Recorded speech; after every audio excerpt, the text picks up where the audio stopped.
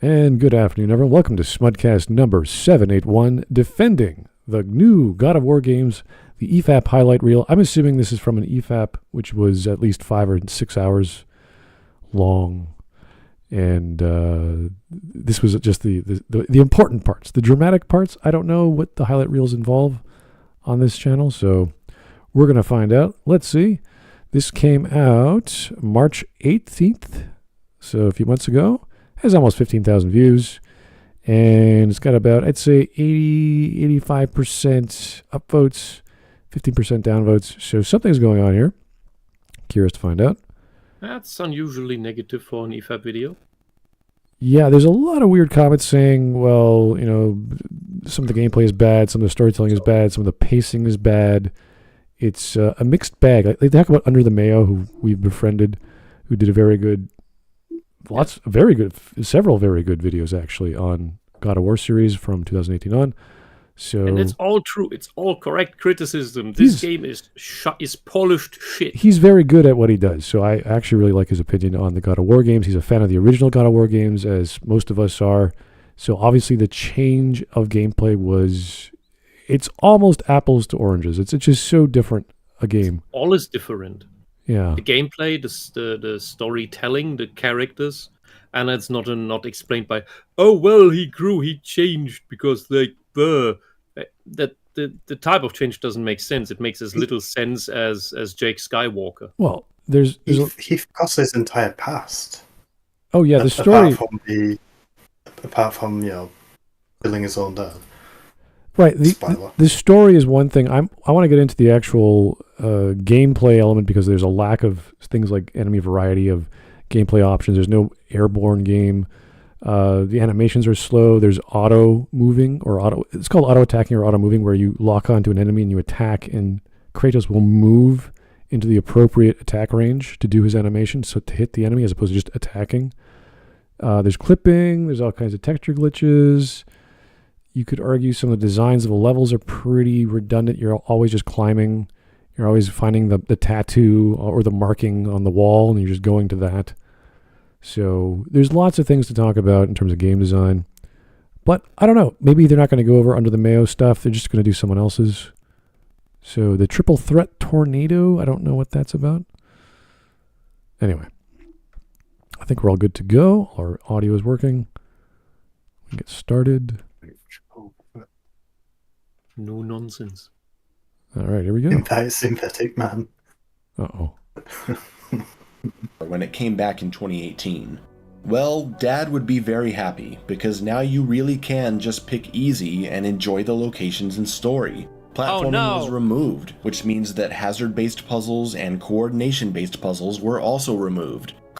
What about progress blocking puzzles? So again, I do want to emphasize, you fundamentally still have to navigate the world, no matter how much you describe it as like, well, it's really... Oh, Fringy, you still have to walk through mostly tunnels. Wow. The game isn't fully auto-playing itself. Congratulations. Yet. Auto-playing That's like playing Mass Effect on story mode. Yeah, you still have to walk through the level. Correct? See, are you serious? That is a ridiculous defense. This is a great start. You still have to walk to the next battle arena. Yeah, and sometimes the levels are not just tunnels. The game is telling you where to go next, but you actually have to walk in a circle around the objective and then into the objective. Yeah, you could make the argument that simplistic level design could be better for whatever argument you're trying to make, but there's also the elements of haptic feedbacks or adaptive triggers that were removed. So they or just not even used properly. So they did some things that downgraded or just made things simpler, and I guess that's for the audience as a whole. It's for DSP. The game was designed for Dark Side Phil. Oh, really? Okay. That's not a joke. That's not a joke. They did a what was it? GDC or GDQ? I can't remember which one it is. I know GDQ is Games Done Quick, but there was a conference where the So God of War BBC were talking about how they designed the game to be specifically for a particular gamer, and they used Darkside Phil's stream as an example of this is the player that we want to play our game. So somebody who is mentally damaged, who is around 90 IQ or lower, probably lower. I think you're being generous. I know I am, because I cannot believe what I have seen, and then a multi-million-dollar project is made to cater to somebody who should be in assisted living. Okay. That is insane. Okay. That is completely, the entire premise is completely insane. And then these people who are at least midwits then defend that with, oh, you still have to walk through the level. Like, you are lowering yourself to Darkside Phil. You have to be aware of that. Well, a lot of people are still offended that they didn't use Terrence Carson as the voice of Kratos, but there's lots of reasons. I don't know if the lowering themselves the lowering themselves to the level of a game journalist. Okay. Yeah, they're a few arguments short of there are a few arguments short of a Sonichu medallion. All right, let's get going. Know exactly where to go. I'm talking like you just know how to get from like point A to point B. That's something that can't be removed no matter what. Like, I don't know what it means for a video game to be a video game, and for... Then why are you even talking? You're like one of these media science professors who talks about the interactive movie that he still wants, but who completely dismisses video games as a serious medium. Well, it's like saying... Although they're the interactive movie. It's like saying the thing I love, I don't understand. I don't know the premise of what makes a thing a thing. It's like, okay, that's fine, but level designers do, game players do, people who play platformers, like all the original games of God of War, they can tell you what makes a good God of War game, and they'll tell you the platforming, because it's designed so well. The bosses are designed so well with the platform design in cahoots with the gameplay and the combat. So if he doesn't know what going from point A to point B is and what level design is, yeah, he probably shouldn't be talking about it. Oh no, we can't remove walking in a jump and run. And this game doesn't have to jump. But it's as if they were talking about Hollow Knight, and you still have to walk like from the left side of the screen to the right side of the screen. You can't take that away from the game. I don't know what the game is. It's kind of like arguing. What would they do in Final Fantasy 13 if it wasn't linear? It's like they'd have multiple branches, they have multiple paths, they'd have open world, they'd do all kinds of things. You can develop and design and think of the premise of a video game as having a environment, and what that environment is not. It's not just the logical A and B connection. There's stuff to do, and you could boil it all down to A and B, but that's kind of missing the point of what level designers do.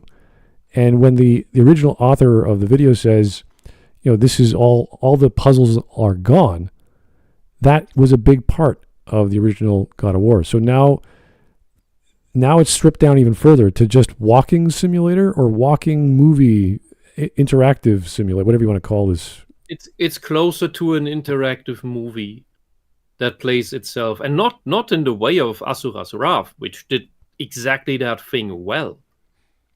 Well, in that regard, but just this game tells you the solution to every puzzle before you get there, and doesn't shut up about, hey, you need to attack the boss and attack the boss at the glowing part, and by the way, step out of where the boss wants to hit you, and where the fire. Don't stand in the fire. It's like you're in a World of Warcraft raid, and you're the stupid guy in the raid, whom everybody shouts at that you're still standing in the fire. The worst example, I think, from Ragnarok was the walkie-talkie scenes with Atreus and Agrabota, where you you're walking or you're riding that that animal she's on, and she's just talking to you, lore dumping, and you're sitting there going, okay, yeah, this is a game. You're pressing buttons. Things are happening.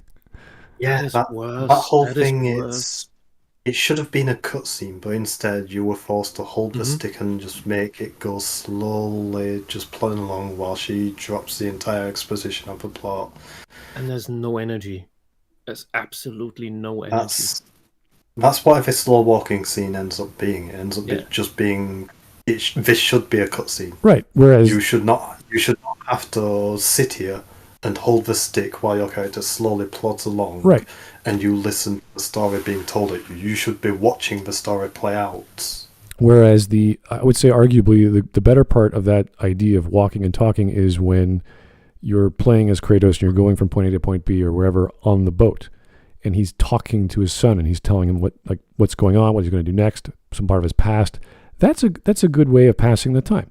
So there's ways to do it well and in an entertaining fashion. So maybe the context of who Agrabota is, why aren't we with our dad, blah, blah, blah, could have diminished that experience, but it's definitely a sore thumb on the whole Ragnarok gameplay.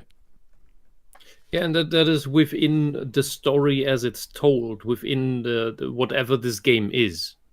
That is without criticizing all the changes to characters and mythology that has been done. That is not within the realms of creative liberty. This whole thing in itself, just taken by itself, is garbage. The writing is garbage, the presentation is garbage, the puzzles are garbage, the gameplay is lame, and you have no option to shut the NPC babble off. All right, let's keep because going. Because Darkside Phil might accidentally shut the NPC babble off, and then he wouldn't know what to do. Okay. And run into a tree for 5 hours. All right, let's keep going. Here's Gingaman. Thanks, Gingaman. I don't know why you're not in the stream, but thank you for popping in. What would Final Fantasy 13 be without the linearity? Final Fantasy 15? No. No. Is that a dig at Final Fantasy 15 or 13? I can't tell. 15 actually had fun characters to listen to. 13 just had annoying characters. Snow and lightning. And then it had God at the last one, which is always nice. Anyway. Yeah, but Final Fantasy always has God to fight at the end. No, you're doing things on behalf of God in the last 13 games. Anyway, let's not bring that. That's just a painful game to experience. It's like the possibility that you can't fail. Like, I don't even know what that looks like. It's a video game where it's impossible to fail. I'm not even a game that doesn't have a fail state is not a game. Technically, you could then argue, is a Rubik's Cube a game? Well, the Rubik's Cube has a fail state. It's when you give up. Plus, also, a Rubik's Cube, it's not really a game, it's a toy. Well, I want to know what he's getting at, because you could say many things about what game is. And he says it linearity, A to B, and fail states. You're like, okay. I will. Is a puzzle, and the fail state is when you give up, because it is solvable, and it is up to your nerves whether you go to the end. That is a bit of a stretch, I admit. It is not the toy telling you, "Hey, you died," but it is you didn't finish the game, although you could finish the game. It is up to your psyche whether you fail or win, or whether you just take a break and come back later. All right. Yeah, last time. It's easy. Sorry? So last time I messed around with Rubik's Cube, I ended up putting it down until later, and I haven't found it since. I've always been a little embarrassed about that. That's okay. Not everyone enjoys puzzles. It's okay. You have to talk to David Cage about that, I'm afraid. John! There are coordination-based puzzles in this game. There's a lot of them. I don't know why he's implied that there aren't. I guess he said for platforming, but like we can't ignore. Yeah. You have to like freeze. Every time you have to throw your axe. Yeah, or like rooms where you have to God, That's English not so shit. Like platforming. spin the big wood thing, and then you have to freeze it so that That's you also can go not underneath a platforming. big ceiling, like a bunch of spikes are gonna smash down. But then when you get in, Okay, since you people apparently never played Super Mario, platforming is when you jump from one platform to the other. You can argue whether that's a puzzle, but the element of the puzzle is, it is a maze. Do you find your way to the maze of platforms without falling off? That is what the platforming puzzle is. You can add waypoints through either through direct markers or through game elements like pull the levers in the right order and things like that. But ultimately, a platforming puzzle is, do you understand the geometry of the world to get across? This game does this automatically for you. It gives you the indicator of, you can, if you go to this spot and you hit the A button, you get to the other side, and you don't fail at that. In a platformer, if there's a platforming element, you can misjudge the jump and therefore fail at it.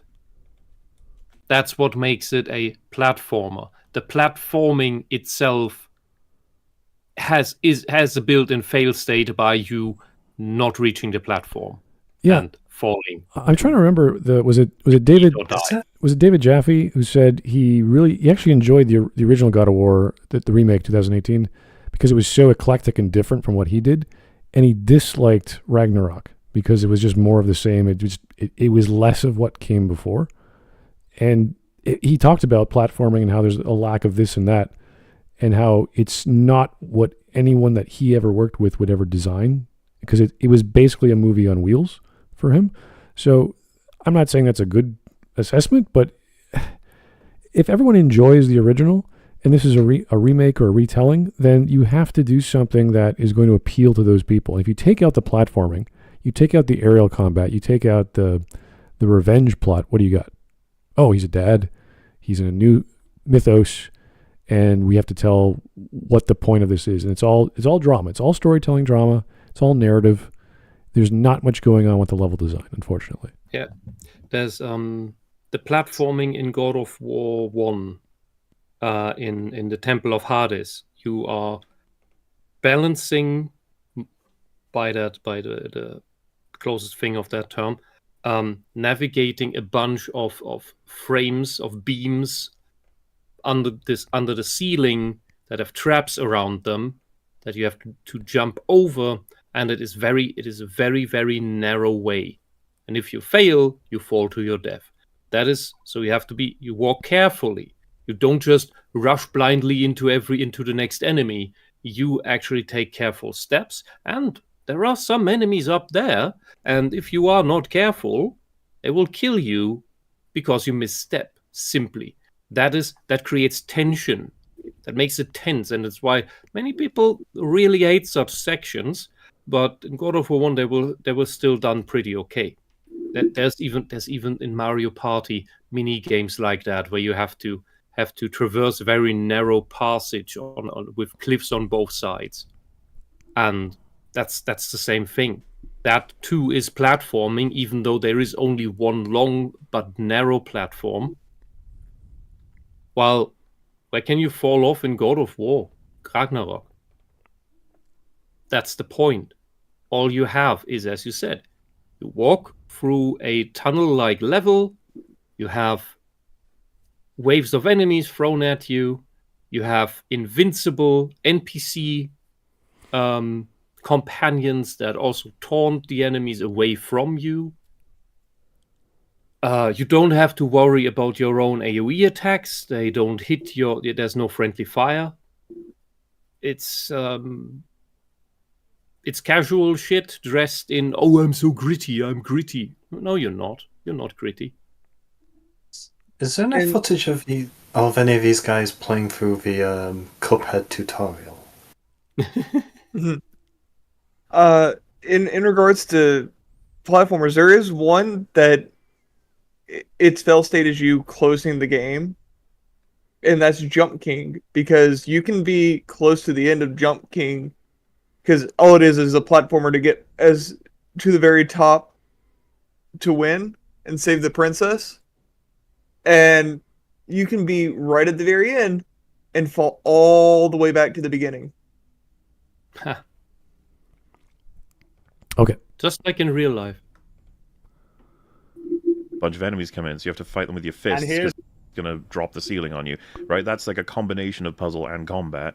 But then you have the basic puzzles, like all the times you have to get the I want to say the what are the chests that have the apple of, like they give you health bonuses, but you have to get them by when you have to find the little statues. Yeah, you have to not only find them but hit them all within a certain amount of time, which requires accuracy. Some of them are pretty fucking and tight dexterity. As well. Like these things are still in the game. Puzzles that got away. Yeah, and Mahler, remember that we watched in our God of War Ragnarok. Oh. We watched our dear friend, our dear friend, our very intelligent dear friend, Synthetic Man, try his hardest at some of those very simple puzzles. That are present in easy mode, by the way. God bless him. He eventually got it, but watching him struggle through those is very amusing. Yes. See, because someone just said those chess puzzles are easy. It's like, yeah, well, some gamer gods have trouble on them, so yeah. And also, here's the thing as well. They are even Now, real quick, when they're talking about combat puzzles, are they talking about like to the scale of Shadow of the Colossus, where every boss that you fight is a puzzle itself? Mm-hmm. Yeah, they're platforming puzzles. He was describing a chest, and while you're opening a chest, you have to fight with your fists. I was like, what's that all about then? Yeah, the way that they're describing the combat and the puzzles doesn't make it sound that intuitive. So there's two types of puzzles I mentioned. There's one where you use your axe to activate something, and if you pull your axe back, you kill yourself. So you basically have to fight a horde of enemies all unarmed. The other is you look at a chest. The chest has a bunch of symbols on it, so you look around, you find statues with those symbols, and you hit them in order. Those sound like elementary puzzles. It's not a puzzle. Yeah, that sounds like elementary combat, quote unquote, puzzles that you'd find in like old PS1, PS2 titles. And even then, you have fantastic puzzles in those same games. Yeah. Neither of those are puzzles. One of them, the first one, where you're disarmed, that's just a slightly more challenging combat encounter because you can't use your fancy axe with all its magical powers. Yeah. Whereas the second one, that's just a memory challenge. And it's not even a proper, you're not even going around having to keep the thing in your head for a while, because all statues you need to hit, they're all within about 5 or 10 seconds of each other. Or of you starting to look, you'll find them all within that time. Yeah, and taking away your weapon isn't new, and like you said, it's not a puzzle. It's like there are several games that I've played where they remove your ability to fight back in a way that you're used to, and you have to find workarounds to that same problem. And it's just testing to see how well you know the mechanics of the game. Yeah. But if it's just using your fists in God of War, that you just turn into a beat 'em up, like it used to be. Yeah. And aren't Kratos' fists actually really weak compared to everything else? I think his Spartan Rage is just him wailing on people. So maybe after a certain amount of time, you get powered up and you could use it. So, yeah, no, this is nothing special. Like, yeah, technically that is a puzzle, but it's not anything to be impressed about. Like, I remember Symphony of the Night, you lose all your weapons in the first level, but they give you hundreds. They give you, if you explore, because the whole concept of a Metroidvania is a series of guesswork of where to go and where to get the next skill to advance, and all these side-scrolling platforming games. So We have classic examples, decades old, that do better level design, better challenges, better RPG elements. I wouldn't say better storytelling because I think Symphony of the Night is a visual storytelling medium. It's not for high drama or high comedy. It's tacky. It's not supposed to be. That's fine. If you can cheese your way past that room too using luck code, oh boy, you get the most powerful weapon in the game. Yeah, Alucard's shield. The thing with the Ragnarok puzzles, the issue I see is that there's 2, 3, 4 types, and they repeat over and over and over and over again. Isn't it like shoot this thing, turn this thing, hit this thing, and open this thing? Yeah, it's like Brutal Legend. It's like one of these open world, quasi open world games that have these repeat challenges to get points. It is not something that actually blends into the world and becomes a natural seeming puzzle that you explore by walking through the world. That's not what this is. All right. If Atreus or Freya say this is what you need to do, you still got to do it. You know, still gotta do it. Like, it's easy. Oh, actually remember. It. There's actually one puzzle in, I think it was in Ragnarok. Yeah, it was Ragnarok, where you have to freeze a thing, and I didn't even know that was a thing I was allowed to do. I don't know if you remember which one I mean mutually. It's when you have to freeze a certain place so it stops the water or something. I think so, you got stuck. Yeah. There It's for a in couple of minutes as well. Svartalfheim, right? I think so. Yeah. Yeah. I miss when games used to just let you figure things out. Yep. And back when that happened, players would just experiment with all kinds of crazy things, and they'd find all kinds of crazy ways to skip things as well because they'd accidentally do something that'd solve a puzzle even better. Yeah, but most of that was pre-internet or pre-widespread internet, and you'd meet with your friends on the schoolyard and talk about the game, and then I got stuck. I got around there that way. Like people, you wouldn't laugh at each other for not getting ahead. You would instead help each other get through certain puzzles because everybody got stuck somewhere. Oh yeah, that was basically Link to the Past on the SNES, and all the classic like the Lufia games has a pretty cool. Oh god, Lufia! Holy shit, those puzzles! Holy, this is. I wanted to bring this up. I just didn't know how to start on it, because they're laughing about the other guy who made bad arguments, but still better ones than EFAP, which is so painful. But we know Rags in the past, long past. He admitted that he doesn't play certain games because he doesn't like to lose, which speaks of a mindset that is not that emotionally different from DSP. He doesn't like to lose either, and therefore avoids things. That's not a good position. That's not a position from which you should laugh at other people. Instead, become a competitive player. You don't get hurt just because it's other people instead of the computer. But this is the exact point why you laugh about that guy getting stuck with a puzzle. Everybody gets stuck with some random bullshit puzzle at some point because you just miss something obvious. Happens to absolutely everyone once in a while. But I want to see you people play Lufia and not without a walkthrough. You will rip out every single hair on your body. I do not like to lose. That's why I really enjoy RPGs and strategy games, because there's the less the less skill based in terms of which mechanics, that sort of thing. I don't know. Strategy games are perfect for that. Like strategy games are what me over that. When Warcraft 3 came out, I played that. It's more about what you've got in your head than it is what your thumbs are capable of doing, though.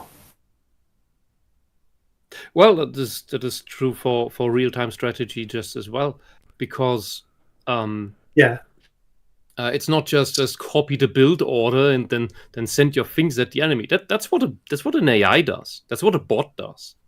But having an adaptive strategy, it's transitioning into another strategy. That is what makes real play. And when I was a teenager and with an early teen with Warcraft 3 and played that online, there were two modes I prefer to play. One is 3-on-3, because that's just big fun with lots of people, and the other is 1-on-1.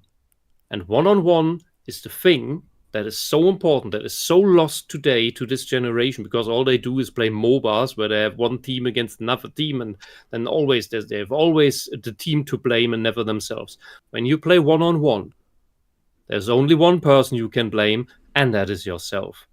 If you blame, the meta is imba, or the other guy cheesed or something, like, no. You just didn't cheese better. You didn't adapt or surprise him, because you can do that. You can win with inferior units if you use them right, if you utilize them right. And that was so much fun to figure out and play. And even though I hadn't reached my peak with Warcraft 3, I still had because I got distracted by Tides of Blood, which is a Dota type game with a lot of work put in. And yeah, that kind of ruined that. But I had not yet hit my peak in Warcraft 3. I still had a over 60% win rate, so there was still some room left. Once you hit the 50-50, that's when you have your first peak. And still, even though the majority of games I was still winning, every fucking game my heart was pumping. I was nervous as hell. And every time I won was so amazing. And every time I lost, I knew exactly why. And that is great. That is amazing. And every time, this fear of the battle and the fear of losing gets a little bit smaller. Tiny little bit smaller. It becomes more okay, because next time I will be better. All right. Let's keep going. Up there, it's like, where? There's nothing. It's like, oh, I can freeze this like wherever I want. Okay, that's good to know. A lot of people keep highlighting like the puzzles are easy. Arguably, the fucking platforming puzzles in God of War 1 are easy. They're just frustrating because one mistake means you start from the beginning again. Yeah. In concept, they're easy, but finding a thing and hitting it with another thing. That is what all platforming puzzles are. Seriously, have you done the Path of Pain in Hollow Knight? You make one mistake, you die. And it's a very, very thin jump and run puzzle through a very, very long and winded and trap-ridden insta-kill. Everything insta-kills you. Labyrinth. Yeah, same with Super Meat Boy. The entire game design is you have to get the perfect jump just that, yeah. every time. So that's nothing new. Yeah, so what they're describing here is just that, okay, they effectively, right now, either they're not thinking, they're strawmanning to look good, probably maybe even unconsciously, because they're not thinking it through, which brings us back to that, or these people have never played games, or not a great variety of games, or not very deeply when they have played them. The Path of Pain is completely optional. Just as an example. Still have to find them. And in the end, if you or get stuck by running around and finding a thing, is it that much of a difference and difficulty in the end? Well, and then probably not, right? Once you deal with all that being an inaccurate statement on the actual state of the game, you then get to the question of, why is this a problem? Right. Yeah, I would say that there are... You go ahead. The progress blocking aspect of the puzzle. Not you, CJ, who was talking. Oh, God. No. All I was basically just agreeing with Mauler. I wonder what his point actually is here. Like, is it a bad thing that the platforming has been removed? If the intention of the devs was to create a different kind of game experience? Well, in many games, fucking get that platforming. Okay. We have to clear up the language here, because this is corporate speak to distract you from what is really going on. It's not different game experience. It is different game. When a game has different mechanics, it is a different game. You can expand on the existing mechanics, then it's still the same game with more, for an add-on, like the Frozen Throne to Warcraft 3, or Forged Alliance to Supreme Commander, or even Red Alert 3 to Red Alert 2. Different engine. You go from 2D to 3D. But all the basics are still there. You have different units. They do different things. But overall, the entire gameplay is the same. When you go from God of War Greek to God of War Norse nonsense, different game. When you go from Bayonetta 1 to Bayonetta 2, same game, different weapon types. Some new enemies. Okay, same game. When you go to Bayonetta 3, completely different game, because now you have these monster summons that do everything for you. And completely different level designs. Yes, Pokemon. And it's not fun Pokemon. Yeah, so when you streamline any of these features, like in Ragnarok, you decrease the variety of enemies and combat elements. They took out the armor system in 2018, I think, so it's no longer you're constantly swapping armor to change your stats, which was kind of annoying, so that it arguably could be a good thing, but they still have an armor system in general. So there's lots of simplification, and you could say cleaning up clutter, which is arguably good, but then you're still streamlining everything. Everything's a lot simpler. So you're removing elements, you're removing gameplay functions, and thus level design has to reflect that. And such, we have to focus on something else. What is it? Well, the combat is there, but it's not as diverse as it was previously. I have a feeling, and this is the extreme version, that had they been able to get away completely with a story on rails, they would have done that. Yes. So like a Telltale then game. they could have preached everything to you in a way where you really could not have dodged this single thing. So and like the gay campfire would not have been optional.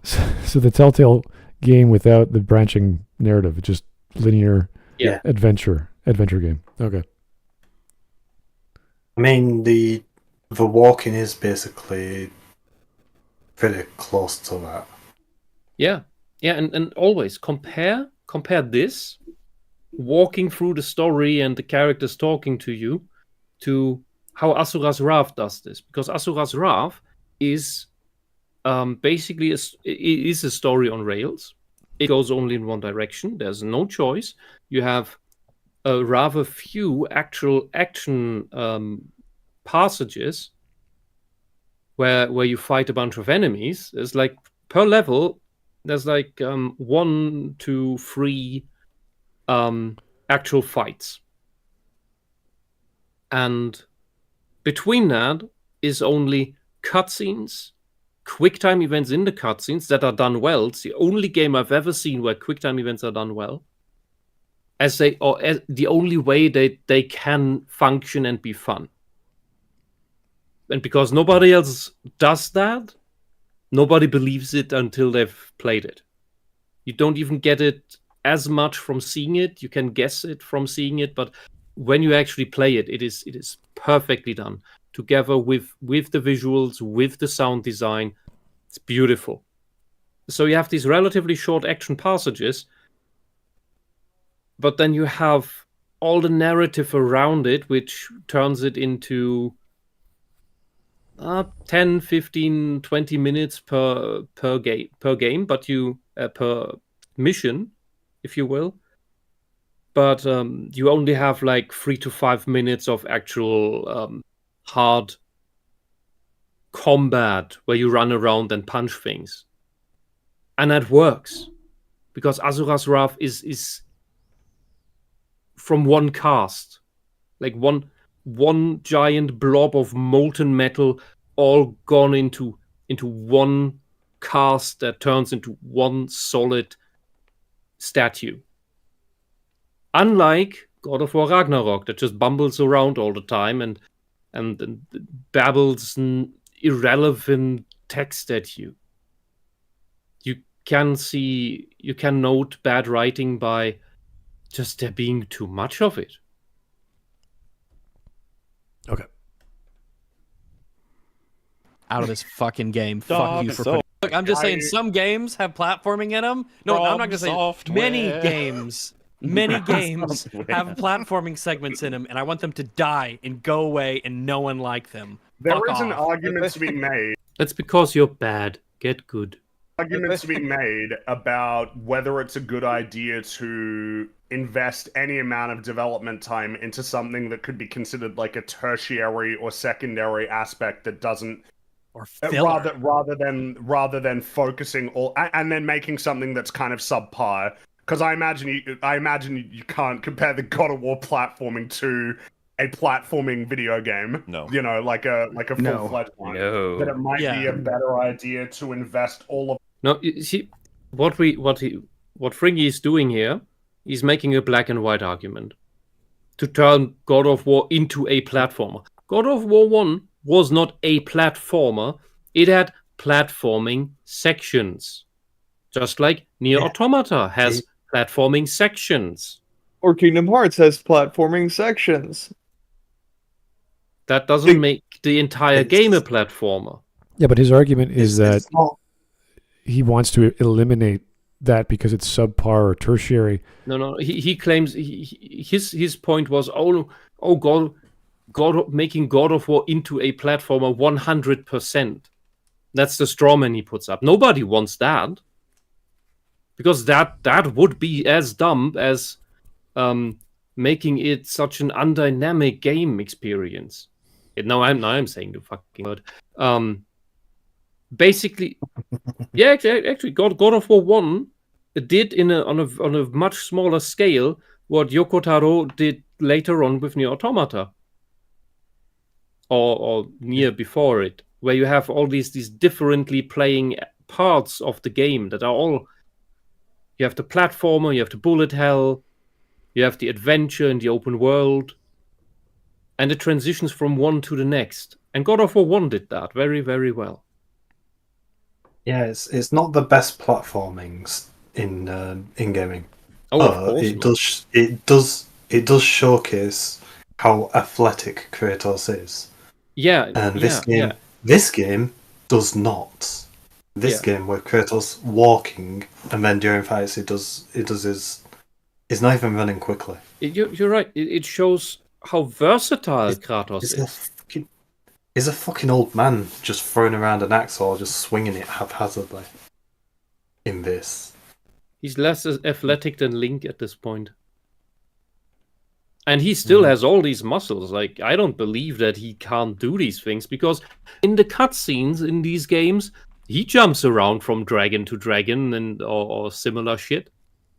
So he can still do these crazy stunts.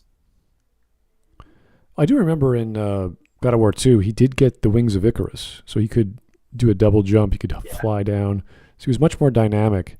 And the game design had to reflect that as you get these power-ups. So, yeah, it's obviously an inferior level design because it does not involve platforming, and everything is just climbing up or climbing down.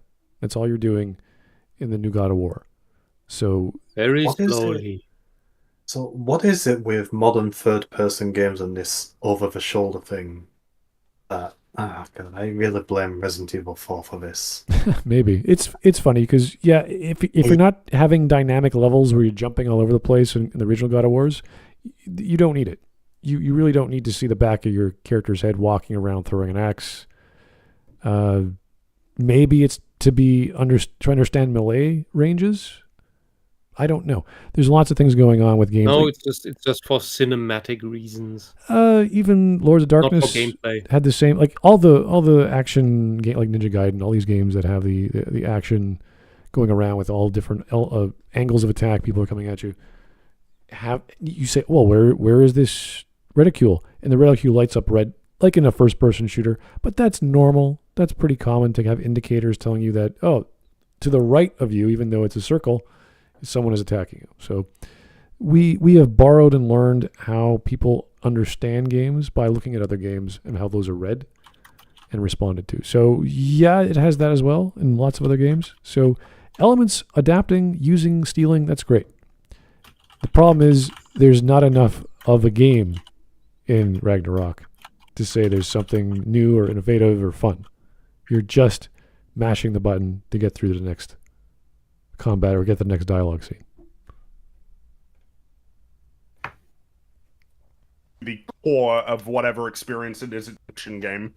Oh, and Chad, I don't hate platforms. It's just a lot of the times platforming. Platforms are great. I like platforms, but like platforming, I often hate because it's just like Fringy was just saying. It's a secondary or tertiary or almost like filler element that's added to a game. Yeah, we'll toss and once it you in. get to the platforming segment, you're like, ugh.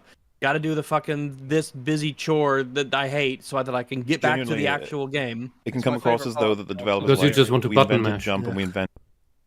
No, that's stealth sections. Stealth sections are the bits that are overwhelmingly added to games where they don't fucking belong. What are the examples though of games that do that he doesn't like? Like what's an example of a game that has some platforming and then the actual gameplay would be combat, I assume? Like Kingdom Hearts, maybe? Possibly. I'm trying to think, because when I play Castlevania, I want 100% platforming. I want all of it. Doom Eternal? Maybe, yeah. That has platforming segments in it. I think 80% of the game is platforming segments. Yeah, it is actually a 3D jump and run. Yeah. Yeah, it's either platforming or arena fighting. FPS arena, yeah. I would have to really think hard. Bayonetta has a few moments, and it can be annoying because you have this whole world spinning around because gravity is changing depending on where you go. Yeah. But that still fits into the world. I was going to say Lament of Innocence, but that's still Castlevania or Devil May Cry. I mean, it still focuses on the combat, but there's just the levels are so like there's puzzles and there's hidden stuff and there's backtracking and things change. It does focus on combat, Castlevania and Devil May Cry, but the exploration of those games is mostly platforming. Yep. Yeah. And I would fully agree. It's stealth sections put into games that are the real annoying things because usually the AI for it is written like ass. Oh yeah, and some games don't even do it. We were discussing a game before, so we were discussing a game earlier, and that has a stealth section in it during the really, really long opening, and I did the thing out of order. I didn't pay attention to the quest mark on my map, so I ended up going to a later part before I meant to, and I had to sneak back through an area that I'd already sneaked through in order to activate the flag, and then I had to sneak back to where I managed to sneak to. And I remember that. Yeah, that was so annoying. Yeah, and look at the Zelda games. They have a traditional stealth section once per game. It's always the same mechanics, like 99%, and at least it's short. At least it is short. It's there. We've done it.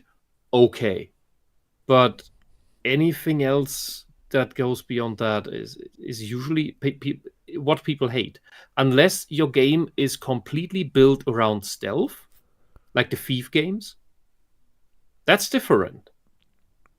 That's a different thing, because then you put all your game design in making the stealth good. Yeah, there's very few examples of having stealth like with not turn-based, but even the original XCOMs. Yeah. They have a path of sight. The Metal Gear Solid games, like that is a stealth game. Like even I think of like Deadfire, Pillar Pillars of Eternity, those kinds of games have a cone of sight based off the orientation of the character and an isometric view. Yes, those can be stealth, and some of them do use stealth, but it's baked into the design of the gameplay. Stuff it works like with the Commandos games because they are those types of puzzles. Yeah. But in general, what this is, all this is a timed puzzle. It's a very, very low frequency rhythm puzzle that you go through. I remember you walk through the cogs of the cones moving. I got to the Outer Worlds this year for free, and they teach you to hide in the grass. The first level, like, oh, they're gonna have stealth, they're gonna have hiding and sneaking, and it's almost never used. Maybe another level might you have it, but it's never utilized, it's never introduced as a core mechanic. And they just thought, hey, we're gonna, because what you do is a vertical slice the first 10 minutes of your game, and they show all the elements, great, and then they just forgot about it. When they could easily have incorporated, because there's all these ranged weapons, you get like this 2000 zoom attachment to your like a scope to one of your rifles, so it's like, oh, this would be perfect if you were ever in stealth mode, and there's no need because the zoom is way too powerful. Like you zoom in right to the guy's eyeball, and like, I don't need that level of accuracy to snipe someone. The normal zoom is fine. So they have all these quirky things that are just useless, which I kind of like, but it's also pretty useless. So. Good game design should incorporate elements that allow the player to play the way they want. But if you're not using the modes that they've introduced, you're wasting everyone's time. So yeah, and that is not talking about stealth in MMORPGs, because that is just made for the player to have fun with, because the enemies are usually so much lower in detecting you that it's actual fun to sneak through the dungeons to get to your personal rogue objective by yourself. That can be very enjoyable, and in part because it's not even intended by the developers that you can do that. That's where these things become fun again. But can any one of you name the one mechanic that is even more despised than stealth sections? Escort. Yes. Mechanic? No, but what escort missions are. Mechanic, no, but escort missions are a thing that even fucking worse escort missions, because the NPC AI is so dumb, no matter where you go, no matter what game you play, that developers try all sorts of things to make it bearable. In MMORPGs especially, then either the NPC is too slow, like it just has this speed that is faster than you walking but slower than you running. It drives you nuts, and then something stupid happens and you have to start the whole thing over again. It's the worst, absolute worst. And that is why games like BioShock Infinite or God of War Ragnarok just make your companion NPCs invincible, and all the enemies ignore that character. That was the case in Infinite. Here, your companion character, in this case, your little boy, your son, draws all the enemy attention and doesn't die from it, doesn't get a scratch. My favourite escort missions in all gaming are in The Elder Scrolls 4 Oblivion, because you can get about a half dozen immortal NPCs as your entourage, and they'll be able to win just about any fight for you. It's fantastic. All right. I think we've been talking about. So basically, when a developer makes the NPC invulnerable, that is usually the developer admitting that we have no clue how to do this. We're dumb. We're incompetent. But we want this character there. Yeah, it shows the focus that they want to have the narrative do a certain thing, and they don't have a good gameplay example that would be fun or attainable for whatever reason.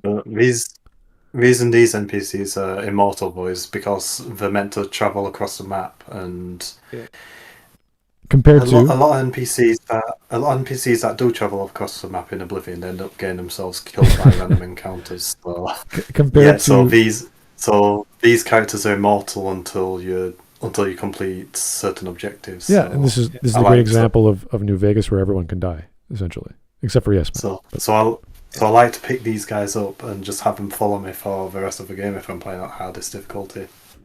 Yeah. Okay. Bloodwolf in the chat mentions tailing missions, which are variant of stealth missions. Yeah, that's a bad one. And too. I'd say they're less horrible than the normal stealth things. Well, they usually just take longer. Yeah, but in a you game, have usually such a big leeway in staying at the outer range before the mission fails. In the game of like Assassin's Creed, that's because it's a stealth game and parkour, you can get away with a lot of goofy shit as long as you're within the radius of the thing you're tailing. And they want you to have line of sight sometimes. So it's like this stupid, as long as the camera is looking at it, it's kind of stupid. But it's not you, the player character, it's you, the player, looking at through your camera at the target. That's how they track you. So yeah, there's lots of goofy stuff happening with stealth. And there's many elements of these games that we dislike and we can talk about. But let's get back to the video. It's gaps. We did it. There we go. A really good example of first-person platforming done well for what I can remember being the first time. That's because the platforming in Metroid Prime is way more integrated as like an important, rather than just, this is the platforming section. Platforming is just a part of that game. It's inherent to the gameplay. Because it is actually a 3D platformer. Yeah, that's fair. That is the Metroidvania translated to 3D. Yep. It's like playing like the old Tomb Raiders, It's like platforming is integral to the... You do platforming before you do combat in Tomb Raider 2, for instance. That's right. Notice what the primary it's just element something is. that is right from the beginning. This is a platforming / puzzle game that has combat in it. So what is the main gameplay element of Ragnarok? Does anyone know? I just thought it was throwing axe. Walking. Yeah, walk and throw axe dumbly at the boring enemy. Okay, fair enough. I'm not doing platforming in Metroid. I was gonna say, so Tomb Raider 2 is a sequel to the original Tomb Raider, and what's the first thing you do in the original Tomb Raider?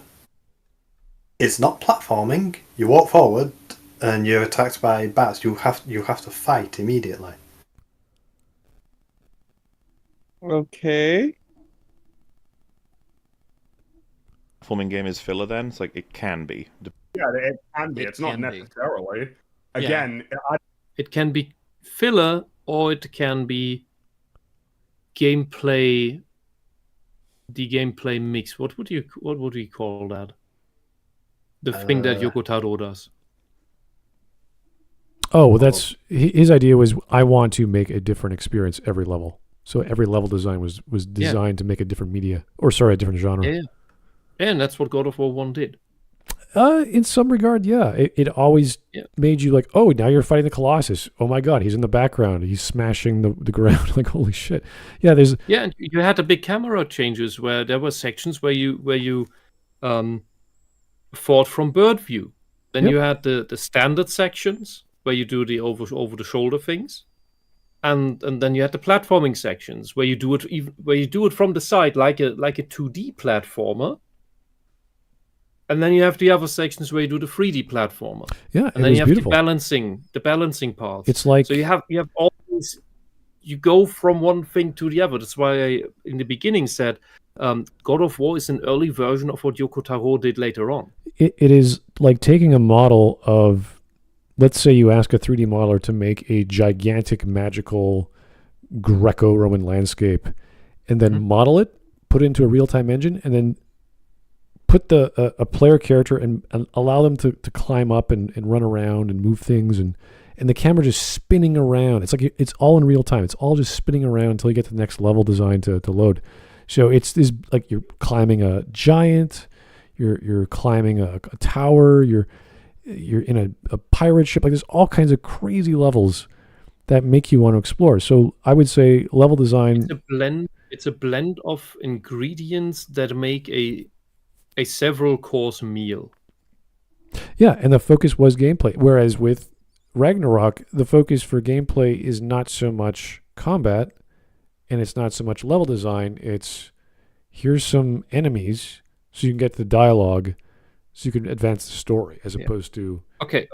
For the food analogy, God of War 1, just like Nier, is several elements blended together, so you get a full meal, like a really nice one, with an appetizer, the entree, and the dessert, and a good drink to that. And God of War Ragnarok is fish and chips. Hey. Like it is two things.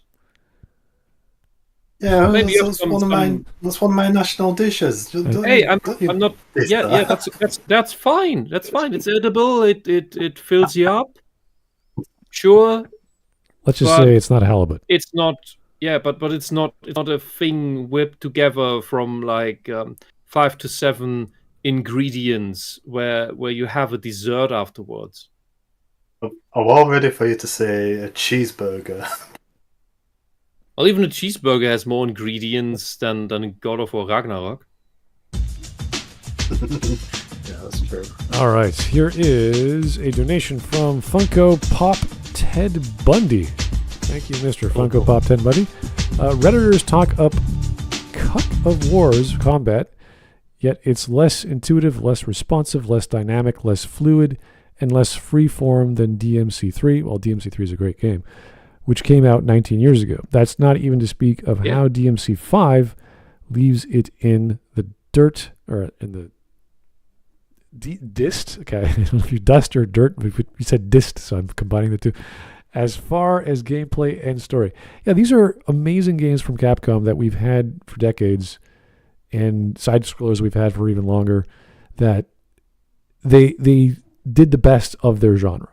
So we look to them and say, okay, yeah, the story of Devil May Cry is goofy, but the gameplay is there, the level design is there, the secrets are there. Mm-hmm. So you want to keep exploring. It's part of any good game is exploration. Whether you are playing an action game or a strategy game, you're exploring the environment, you're exploring the level.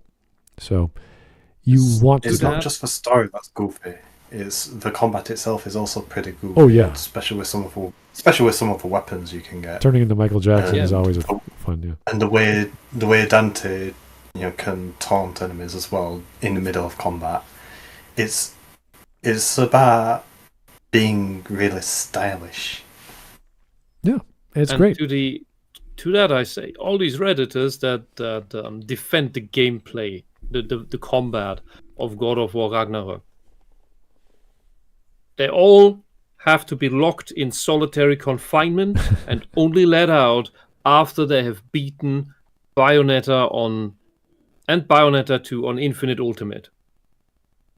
And then they have to play this again. And then still say this is good combat. Well, I remember even Joe Rogan talking about Ragnarok, saying, "Oh, it's so great! You play this big, strong man." It's like, yeah, you do. Yeah, but that just means he's dazzled by some very superficial elements. Yeah, it's just funny that it got that attention, and I was like, "Oh, geez, this guy knows what he's talking about." Look at all muscles. It's like Joe Rogan if he were muscular. I guess I don't know. It's a silly thing to say that this game got so popular that even Rogan was talking about it for a bit. And what he said was like, "Yeah, I like the character and I like the I guess the voice actor." I can't remember what he said about Christopher Judge. So these are all cosmetic things. These are all like, "Oh, it sounds good, looks good." It's like, yeah, it does sound and look good, aside from the glitches and all the other basic problems. But if that's all you've got, then you're not telling me much about what makes it a game. If you ask me what is a game, but the platforming isn't filler, it's in. It's in. Let me rewind it's that. Not necessarily. Again, I don't know if you ask me what is Metroid Prime, I would describe it as many things before a platforming game. It is a platformer game. Yeah. That is its number one experience. Level design, It's a platforming labyrinth. exploration. It has the scanner. Yeah, it's got combat here and there. It's great. And it's extremely difficult to make a. I think the combat isn't as developed as the platforming in Metroid Prime. I would say it's a massive part of the game. It is clearly very well developed. But it's just not as developed as the platforming. But it's because if you make a first-person platformer, that's extremely difficult. Yeah. The thing that came closest to that was Mirror's Edge. Because that was the only gameplay element it had. The greatest thing that Metroid Prime, the first one, did was incorporate the scanner system with the platforming. So you have this room you enter, and you're like, I can't see anything. Let me flip on my scanner. Oh, I could read a log. I can control the computer. I could turn the lights on. So exploration incorporates into the platforming through the other secondary gameplay elements. So you're telling a story with no voice actors, with no well, there's some dialogue, but mostly just text on the screen. And you're exploring in this influenced by the Alien movie, and it still works. Yes, because playing Samus first person is like playing the Predator. It's actually Metroid Prime 3 that's the first one to have proper voice acting. Yeah. In the Prime games. They're coming with a sequel, but I haven't heard too much about it yet because they're always secretive. Yeah. They revealed the name, the title, and gave us a title screen, and that was years ago. We're still waiting for gameplay footage. It's going to take another decade. We're still waiting. We're still waiting, Nintendo. Yeah, Nintendo takes its sweet time. If it was a Mario game, it'd be up twice by now. But Metroid Prime, not so much. Anyway. Filler. It's integrated Metroidvania, adventure game that it is. Yeah, well, I was thinking more of Super Metroid, but yeah. Well, yeah, Super Metroid. I forgot we were talking about Metroid Prime. Yeah. Super Metroid is. Well, I mean, yeah, Super Metroid's got a shit ton of platforming in it. Yes. Metroid Prime, though, the way it worked so much better is because they had Samus sort of tilt down as you were in the air, so you could see where you were going to land. It's really simple, but it made a huge difference. Platforming in first-person shooters is awful. Generally, it's really annoying. Times, yeah. And I'd also like to say that, because I feel like he might be heading in this direction, he's kind of hinted at it, but I don't want to necessarily create a very, very a conspicuous and bold line between puzzle and combat, because a lot of combat systems exist that have that very much have puzzly elements to them in terms of the amount of the amount of things that you could do at any given point, knowing what you're working towards doing, the tools you have at your disposal, and even all down sorts to of something things. as simple as this weapon works better on the enemy that is this color. Yes. Like if it's red, then you got to use the blue one. That is such a low fucking bar. Uh-huh. I wanted to react to what Rags was saying, but what the other guy just said there, that is such a low bar. This weapon deals more damage against goblins. This weapon deals more damage against orcs. This weapon deals more damage against elves. That is not a puzzle element. That's just core gameplay mechanics that have been in games since early 90s. Time immemorial. Just the 90s. In blue, you gotta use the red one. There's a kind of man. I know saying it's like a puzzle sounds so stupid. Well, you're like, weird. It is the fundamentals. Combat is often like an action puzzle in a lot of ways, where you have to do this against that. And figure out what is the best way to win. God of War definitely has that level of like, it's a fire enemy, get your ice axe. Oh no, an ice enemy, get. Yeah. It's rock, paper, scissors. That's what every RTS is in a way. Just more complicated. You had Lizard, Spock, Well, and Dragon, and the other dragon. But yeah, so he's not entirely wrong there. It's just convoluted. So the segregation of different gameplay components is, if you're wanting to focus on a specific, part of a game like platforming, of course you're gonna, not have a load of combat during the platforming section where it's, a specific challenging segment. And when you have when you have a specifically challenging combat section, you're not gonna usually incorporate a lot of puzzles or platforming, generally speaking. You can involve them during Yeah, this is basic pattern recognition for strategy and tactics in combat. Mm-hmm. Sure, it involves logic, but I wouldn't go so far as saying everything in a game is a logical puzzle. Because if you incorporate AI and you're saying this is my platform, or sorry, this is my script, so the tank is going to keep turning left and it's going to keep aiming at me if I'm in sight, so I have to keep behind it. You figure that out, trial and error. That's fine. You do that in a puzzle too, trial and error. So yes, you use your brain. And if you want to reduce everything to a logical puzzle, yes, computers are all logical puzzles, whether it's visual in a video game and interactive, or I don't know, you're playing solitaire. Who cares? What are you getting at? Smud. You're fine. Well, Smud, have you ever thought that, sometimes games will give you a really fiendishly difficult puzzle where you have to push X to hit an enemy. Oh, yeah. And then you'll have to push X to hit another enemy. Yeah, the same. You have to hit them with the special move first to make them vulnerable so that you can actually hit them. You know what's more interesting?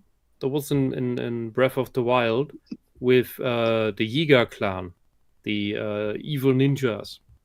Because you can fight them normally, and that's fun. It's really fun, because they're one of the few enemies that have several different ways to attack, and they dodge. They actually fight. I suck at the combat. They're weak against one thing, and that is if you use a spear. They just die. It's basic game design to use elements from what's already established in another element. So let's say Link to the Past, Link has a pickup animation for a block, and he has a pickup animation for a bomb, and you could use the bomb in combat. You could use the bomb for other things. It's like, you incorporate your game elements into other game elements. It's fine. It's normal. The difference with the Yiga ninjas is that the game doesn't tell you this. It's something you figure out maybe by accident, because one time you had a spear equipped and the Yiga turns up and you notice that, he's always too close. If I try to run at him and hit him with a sword, he dodges, he jumps away, he goes away in a puff of smoke. If I use a two-handed weapon, it's too slow. It has the reach, but it is too slow. If I use a spear, I can just poke, dead. Because the AI isn't trained to fight against spears, and that's interesting.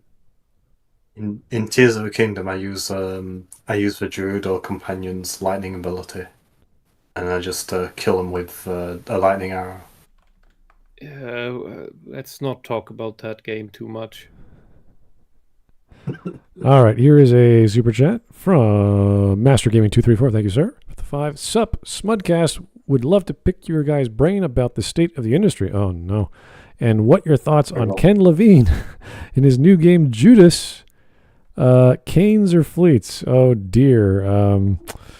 I haven't heard much about Judas. I know it's coming out next year or so. Does anyone know?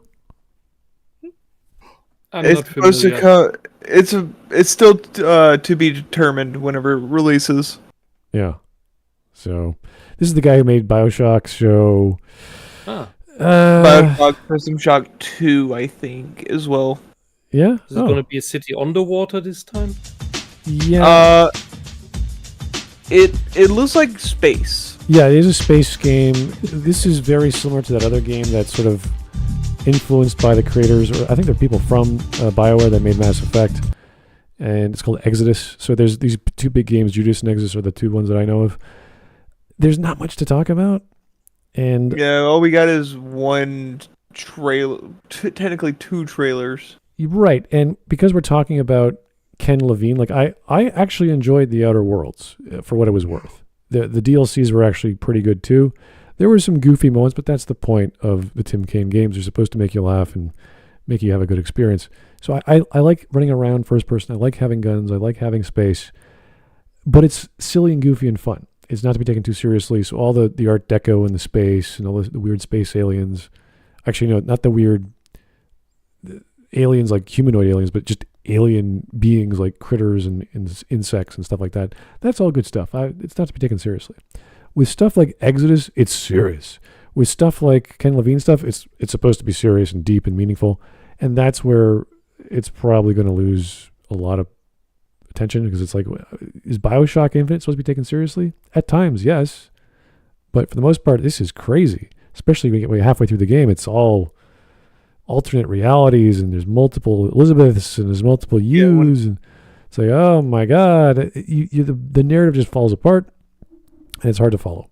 So, Ken Levine, he could do amazing shit, and in the beginning, Infinite looked amazing. The G was it the G4? No, I'm trying to remember what was the trailer name. Some demo. One of the first trailers. Yeah, where Elizabeth was bringing a horse back to life and doing all this cool shit with the portals. Like, wow, that's amazing. And then they just reduced it to, no, she's just a Disney princess who's invincible, and that's it. So. And she can summon turrets from other universes. That was also a possibility that never happened. So yeah, no. That was in the game. Oh, was that was in the game. Oh. It was at particular points in the game that you could actually do it. Okay, fair enough. There's a lot of things promised, just like Dragon Age Inquisition we saw in our first trailer, and it's all fake. So they cut back on their design. We can't do this. We don't have enough money. We don't have time. Yeah, thanks, Ken Levine. So not too much expectations with that. I'm getting emails on that Exodus game every 2 weeks, and it's just like, you might get a video, but the latest one was just an email with no blog post, with nothing. It was just text. You're like, that's this is beginning to sound like Masquerade 2 Bloodlines. So yeah, just lots of stupid blog posts and interviews with the developers, sadly. Yeah, state of the industry, that's a big topic. We can talk about that later, but not looking good. Like, yeah, simple. But, it also has it get complicated with the spear and then the interactions between each of them and the combos between supercharging any of them, right? And then, you take a fiery enemy and hit them with ice, it'll, like, freeze burn or whatever the fuck the bonus is called. And it's like, sweet. All these different... those are all aspects of the combat's puzzles, in a way. That lack of a sandbox was the reason I think Final Fantasy 16 has bad combat, because you just do damage. It doesn't matter what you guys know. The Final Fantasy 16 has bad combat. Well, I think it's very simplistic and doesn't really have any depth to it. Oh my God! Wow, spicy. Really? You don't think so? It is a problem. In a lot I of think games. that it is not nearly as complex as a lot of other, action games. I enjoyed it, but yeah. You know what I think the problem is with that? I enjoyed it too. I didn't say it was like terrible and like not fun to play, but I just think that it was really No, I said it was really simplistically designed. I think it was poorly designed. Okay, I guess I'll clarify my point. And the reason I think that is because look, there wasn't any need to have elemental damage correspond to the type of enemy that you're fighting. There were no status anomalies at all. There was no integration of a party in any way. Like it was essentially a one-man show Final Fantasy game, which I think Final Fantasy game. Wasn't the joke it was called Final May Fantasy? It was just this Devil May Cry ripoff because the guy who made Devil May Cry did the combat for that game. No, I have no clue. Yeah, all I know is I'm getting 16 whenever it releases on Steam later this year. Oh, really? It's coming out? That's cool. I heard that. Was it Squaresoft or Ubisoft? I don't remember who it was, but it was one of the Japanese companies. I don't answer Squaresoft. Ubisoft is in Japanese. I thought they owned it. I thought Squaresoft owned it. Anyway. No. Okay, fine. Was it? Oh, it was Eidos. I think I was thinking of. Yeah. Eidos Interactive.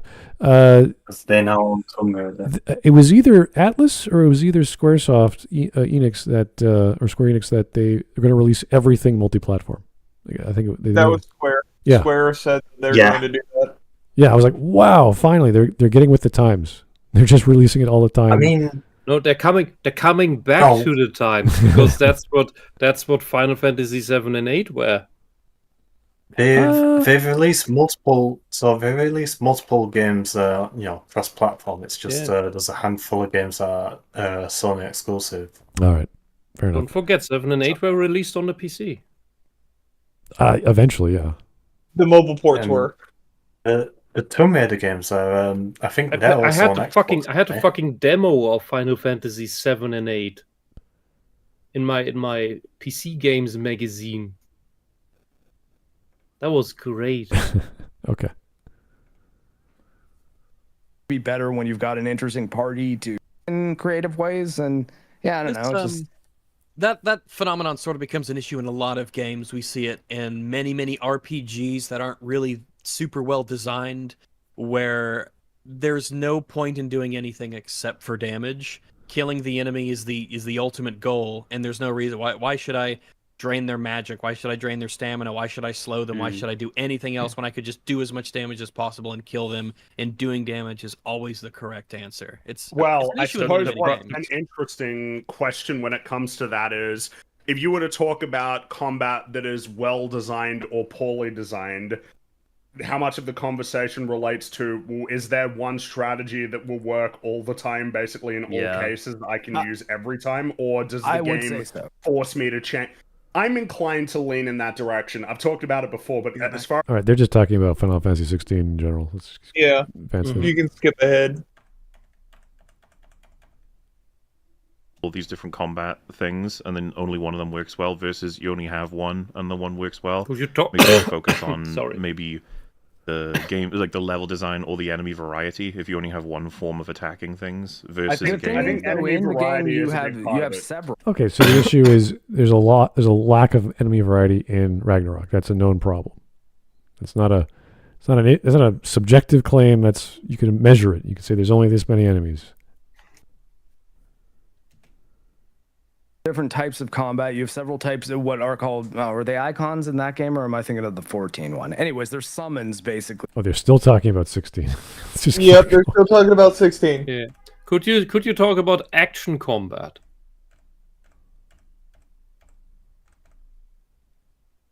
All right. Or at least a really high one, Yeah, so it's just like, wow, it's really like I broke this game. I can't believe this. Sorry, go ahead. I was just saying the V combat's really interesting. You're right. Right, yeah. Well, it's a shame. It can be reduced to just that simple button combination. Not only can you clear all the enemies out, but you're also rewarded with a high style grade.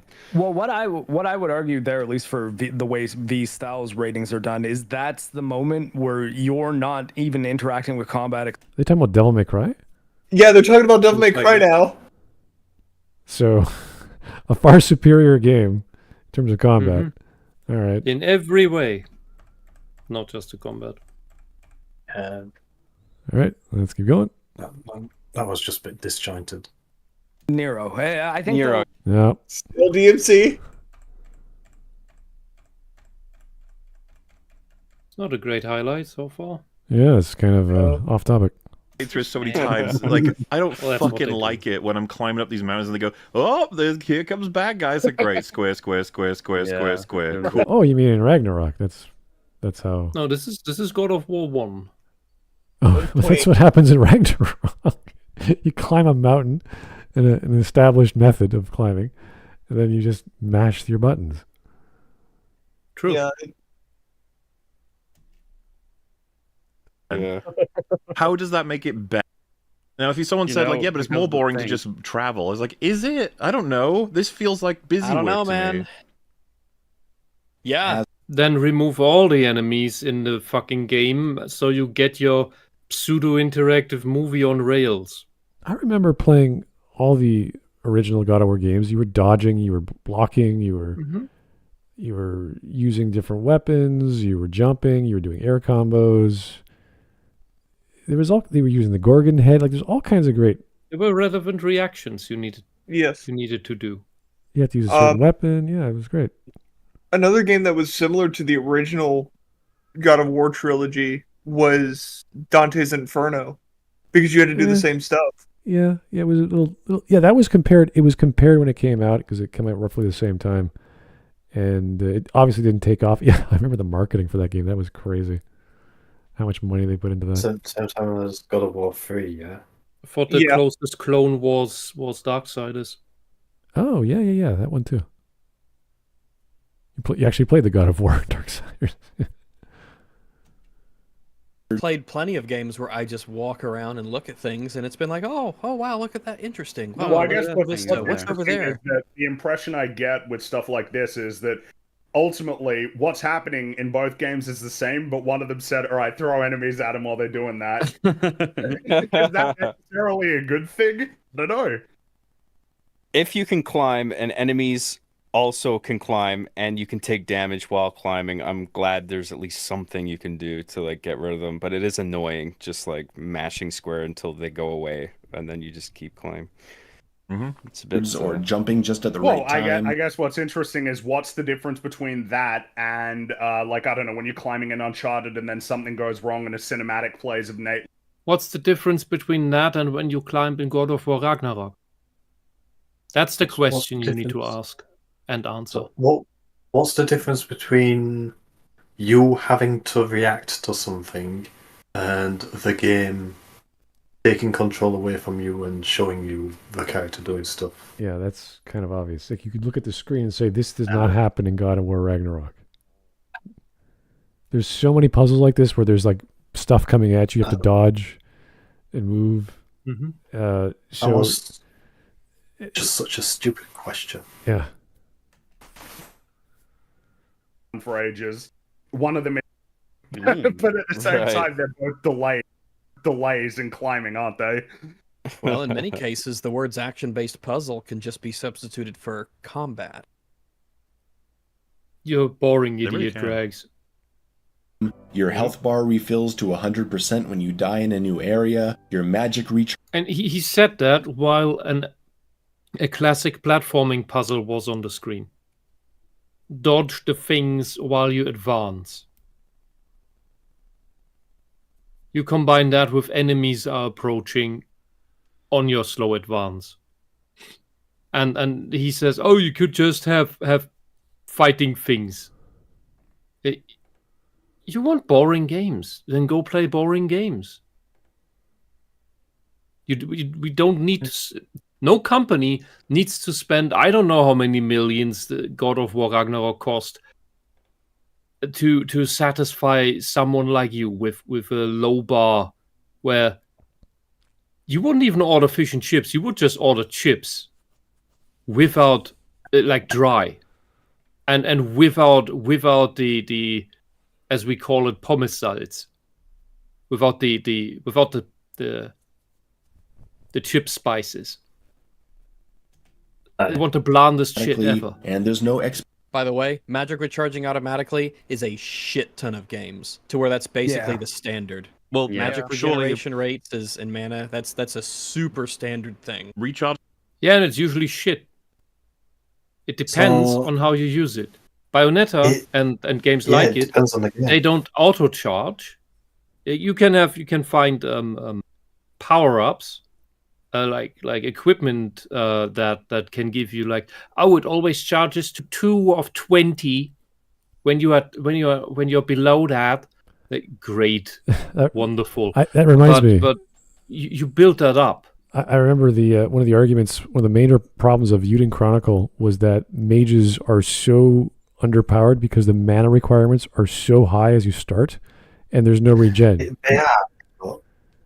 Later on, you get a shit ton of mana for them, and the spells that they do use are really fucking powerful. Yeah. So starting off, like, everyone's complaining that mages suck, but later on in the game, but then once you get later on in the game, everyone becomes strong. So it's kind of like whatever, use whatever you like. It's also kind of supposed to be the experience as a mage, because the foundation that you build by studying the magic is very, very broad. It's like becoming a nuclear physicist.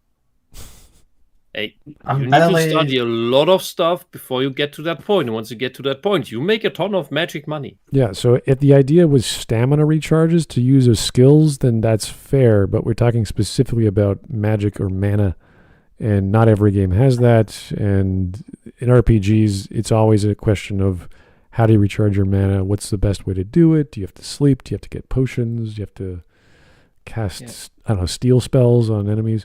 So that's one of the major things to make all your like this is when mana auto recharges, it's basically just a convoluted stamina bar cooldown mechanic. It's a streamlined mechanic that just eliminates all of the logistical elements of being a magician in a story to make it easier for the normies to play the hardcore RPG that is no longer hardcore. Oh, I'm barely even level 20. So in Age of Chronicles, I'm barely even level 20. My mages are already walking nukes. It's just that they don't last all day like my warriors do. Right. It was designed. Yep. 100%. Yeah, you have to take it within the totality of the design. Yeah, but compared to what? What are we talking about? Give us an example. If it's a Devil May Cry game, then great, because they're similar games. If it's a Ninja Gaiden game, not really, but you could do that. You can still compare. Bayonetta, sure.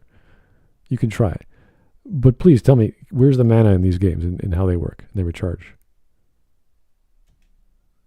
How does it recharging support whatever systems or contradict whatever systems are present in this game compared to the old ones? Yeah, well, sometimes you want to maintain a gameplay flow, and you don't want it to be like Zelda where you're running around for a fucking mana pot. Just like which one of these bushes has a thing, just so I can do this spell for Christ's sake. You can also stock up on mana potions. Zelda is a game of that tries to represent an actual adventure, and an actual adventure means preparation. In Zelda, you can, to a low degree, but you can prepare. You think about, where am I going next? What am I going to take with me? What do I need? Where do I get it? That's what that is. Magic in Zelda games is actually very, very, very limited. There are not a lot of things that use them. And the spells that you use are either very big, like those nukes you were talking about, or they're these simple, small utility things. Like the Pixie in Zelda 2. Mm-hmm. Well, that Zelda 2 actually had spells, like literal spells, yeah. Yeah. Zelda 2 was the most magical Link's ever been. Yeah, because he's a warrior. He doesn't really cast spells with it because of that game. It's a side-scroller, and it was such a different experience than the first and the third. Most experimental. Key game difference between mashing like an combo and having good defense. There's nothing demanded of you in God of War apart from surviving singular combat rooms and the patience. Wait, that's what you do in the other God of Wars. So that's something because you have to fight people while climbing walls. Apparently, the original God of Wars had way more than the new ones do. Yeah, but I mean, if it's about just surviving what he means is the combat was simply more challenging. It didn't have a mechanic like Bayonetta, where the way the magic works in Bayonetta is you build up your magic points, quasi-magic points, by doing combos and dodging enemies. The moment you get hit, you lose your magic. It's gone. You start from zero. So it's basically a combo reward system, a combo and dodge reward system that then allows you to do special things that propel you even further. God of War didn't have that, all right, but the combat was pretty similar in how engaging and challenging and hard hitting it was. Can't say the same about Ragnarok. And go ahead. That's all you do in God of War, basically. You go into the arena, beat all the guys up, hope you don't take too much damage. Also, I would go further, Mel. It's the part that everyone likes. You're forgetting about the underworld. Yeah. Is it a major complaint, though, that you don't get more XP for creative combat? No, I think the complaint is that broadly that now it's just combat rather than combat plus puzzles plus platforming, but there's still puzzles. There still is puzzles, yeah. Yeah, and they suck. and the combat sucks. Everything is mediocre compared to the previous God of War, compared to other platformers, compared to other games of the same genre. Mm-hmm. They're not horrible, but they're passable to the average consumer because they're like, oh, graphics, oh, voice acting, oh, Norse. We must do something that Darkside Phil cannot fail at.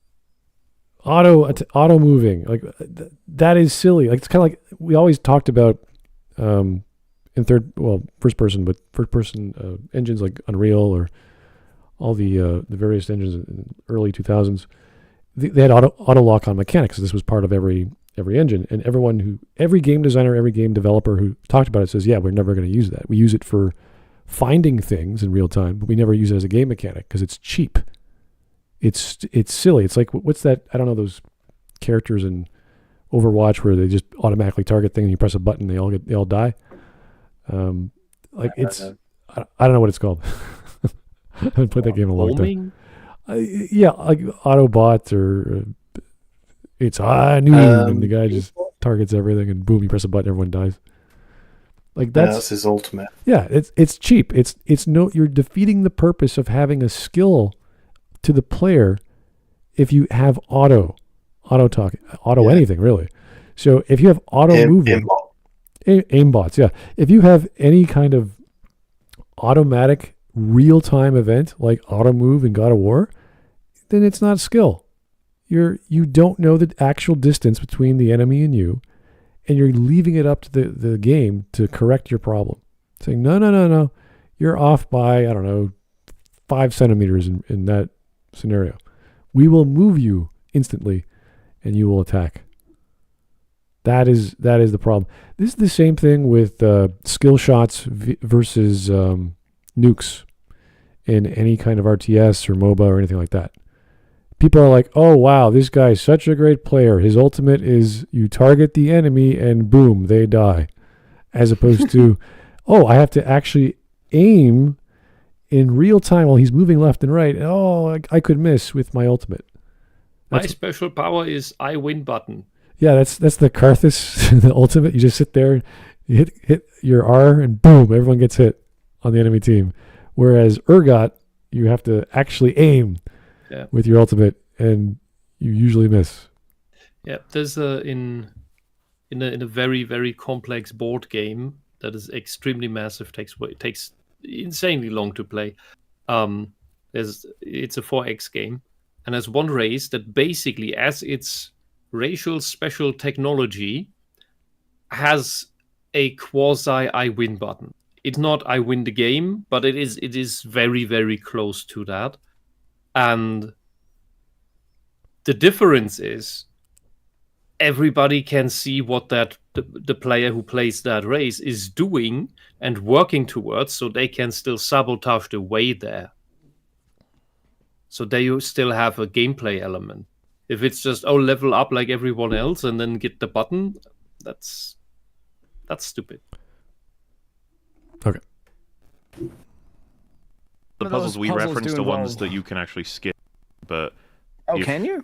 Well, stuff like the chests anyway. The ones in like Svartalfheim you can't skip in Ragnarok. I haven't played 2018 in a bit of time now. So you can skip puzzles in Ragnarok? They're not all mandatory. Lots of them are for chests. So since it's a chest, it's optional unlockable stuff to boost. Okay, so just they're optional things off the side. Okay, fair enough. Yeah. A time in 2018 where you're having to push a cart to a place that you can then jump on it and then get to the other side of an area. And what is that if not platforming? You just don't have a jump button. The thing is, it depends on Wait. What if it does platforming need a jump button? I would argue probably yeah. You need to get to the platform somehow. Yeah, that's where Ocarina of Time kind of breaks the rule because it doesn't have a jump button. Link automatically jumps when he gets to the edge of a ledge and you run forward. If you don't, he'll climb down. So it's a bit intuitive. This is because they needed the buttons to do other things. And they didn't want it to be just a platformer, but still retain the element of Link being able to jump around. And it has platforming sections. The part that's relevant is that you jump from the right spot at the right angle, but otherwise you will miss the other side. It still requires you to make the decision from where you jump. It's dynamic. While God of War, Ragnarok, the Norse nonsense, gives you this position for the button press event, and then you are teleported to the other side, basically. Okay, what you described... That's the difference. Yeah, what you described, I don't know if you guys have played, was it called Withering Waves? It just came out today. It's an open world game, and I was trying it out today. And the level design, it's open world, so there's a little bit, not necessarily parkour, but there's like levels which are several floors high, and the map doesn't tell you how to get there, so you could just go straight to it, and your character will just climb up a 90-degree incline, like he's running up it, and he's a stamina bar or whatever, to get around. Now, it makes sense in open world where you don't know the map and how the staircases are and all that jazz. But in a linear game like, I don't know, pick anyone, where the character is just parkouring up every wall, it's not quite the same. Even Assassin's Creed gave you only a certain few steps for a straight incline without any handhold. There has to be something for Ezio to climb onto or grab onto and then shimmy his way across. Yeah. I miss when climbing in Assassin's Creed used to be its own little puzzle. Right. It was... You had to figure out how to get up a building. Yeah, those Italian architecture was not perfect. You have to actually... You can't just run up anything. You have to okay, there's a pot over there. I can swing maybe. And yeah, that was good. That was great. I think the architecture worked pretty well with that. And nowadays... But in Origins, Odyssey, and the Viking one, you just hold the parkour button, run at a thing, and you'll automatically climb it like Spider-Man. The closest thing to a classic climbable thing in Assassin's Creed in any of those games is in Origins, you can climb the Great Pyramid. You need to find the handholds on it. Well, that's it. That's literally it. Was it Origins or Revelations had the hook? The hook blade. I can't remember. Revelations. Good God, I saw that. Hook blade was two parts. I saw that. I just I'm not playing that. I'm done. I think I'm good. Did you see the new hook blade or the new trailer for Assassin's Creed? The blade pops out and then it goes a 90-degree angle and she holds it like a freaking stabbing knife. And I'm like, who the hell thought this was a good idea? That is the dumbest design next to the hook blade I've ever seen. Like imagine you have a surprise Spider-Man blade, right? And then all of a sudden it folds in half, and now you could grip it like a dagger and do a backhand. And I'm like,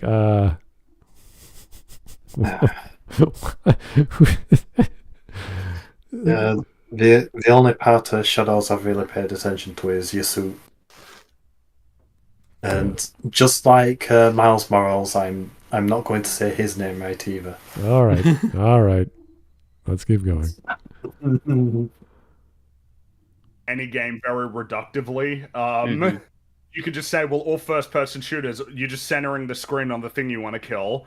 Yeah. You can do that. Yeah, that's what you do in game development, you fucking beginner. You have absolutely no clue what you're talking about. You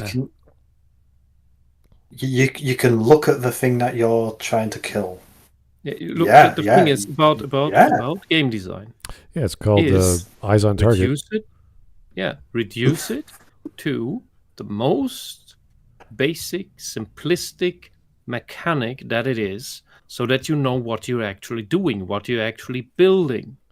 It helps designing your video game as a board game, even your ego shooter. Yeah, it may look weird. The thought may occur to you as weird at first, but try it.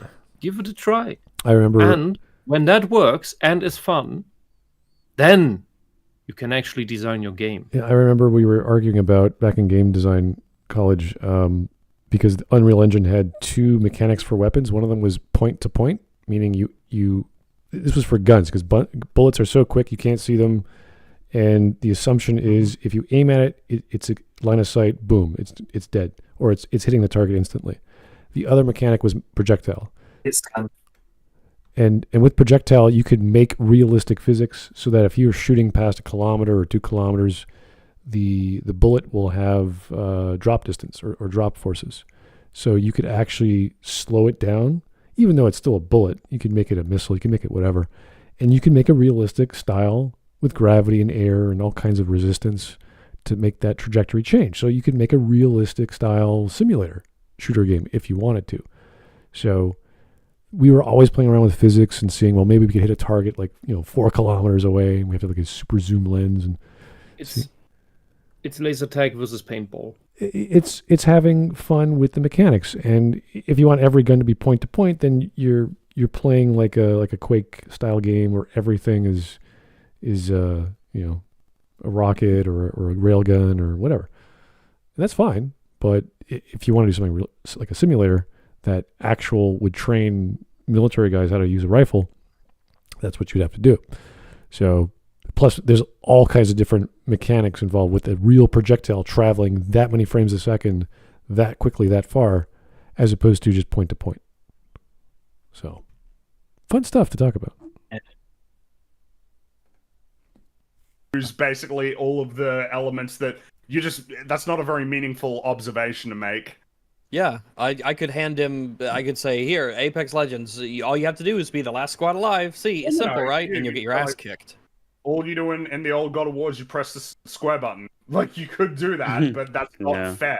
That's just not fair to those games. What? There was... What? You press the square button and it's not fair to those games? Saying that it's only pressing square isn't fair to those games. Okay. Yeah, okay. There's weak and fierce. There's jump, weak and fierce. There's combos. There's... I know Ragnarok has those as well, but nothing with the air. So it's Ragnarok is not a horrible game experience, but is a limited compared to what came before. It's lesser. It's blunt. It's like StarCraft 2 to Warcraft 3 Frozen Throne. You have fewer races, you have fewer units, you have you fewer abilities, not sure. But you don't have the hero mechanic. So you have tons of things stripped away. The game is not on the same level. And that's not talking about the graphics choices or anything. It's just that the complexity of the gameplay is lesser. I would even say that when StarCraft 2 came out, it had fewer game mechanics as StarCraft Brood War. And that is the tragedy. That's not an improvement. Just because you have more polygons or that you have polygons, it's not an improvement. Well, yeah, because the broad point just seems to be that they made it easier. Everything is way easier on the easiest difficulty than the easiest difficulty on the previous games. It seems like a really odd way. You can make the argument that if you put everything down to the easy mode on all those games, it would be easier on Ragnarok. Because the simplicity or the streamlining of the game mechanics in relation to those games. I don't like comparing them because they're apples to oranges, but you're going to get more options of gameplay in the original God of War games. Yeah. Games is which easy mode? I think he's gone further than that. It's more so that they've removed the things that couldn't be affected by a difficulty slider. But they could. They could, but they weren't. Yeah, so that's a whole conversation in and of itself, right? The idea that if God of War had puzzles in it in 2018 that were very difficult and they wouldn't have changed for lower difficulties isn't even true. But it doesn't have those puzzles anyway. You know what I mean? Like the box puzzle where... Should puzzles be affected by difficulty setting? That's an interesting question. I've never seen it done that way. That would imply... Actually, there is a game I can use as an example of puzzles being affected by difficulty, and that's Silent Hill 2. So it had two difficulty settings. One difficulty setting for the combat, the action difficulty, and one difficulty setting for the puzzles, the puzzle difficulty. So you set the difficulties separately.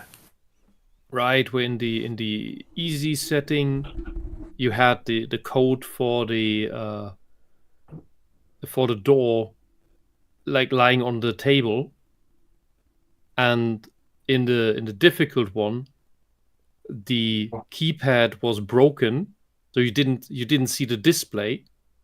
Every button sounded the same, including the return button, so you wouldn't even know did you.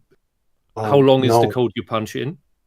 It were like you had the 6 hanged men, right? So 5 of them were criminals and 1 of them were innocent. You were supposed to find the innocent man. On difficulty, it told you about all the criminals, and then some fires had started.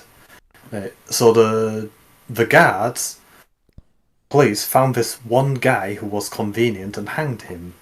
So yeah, he was obviously an innocent guy. Whereas the difficult version, it gave you more details and made it a lot more difficult to determine who the innocent man was.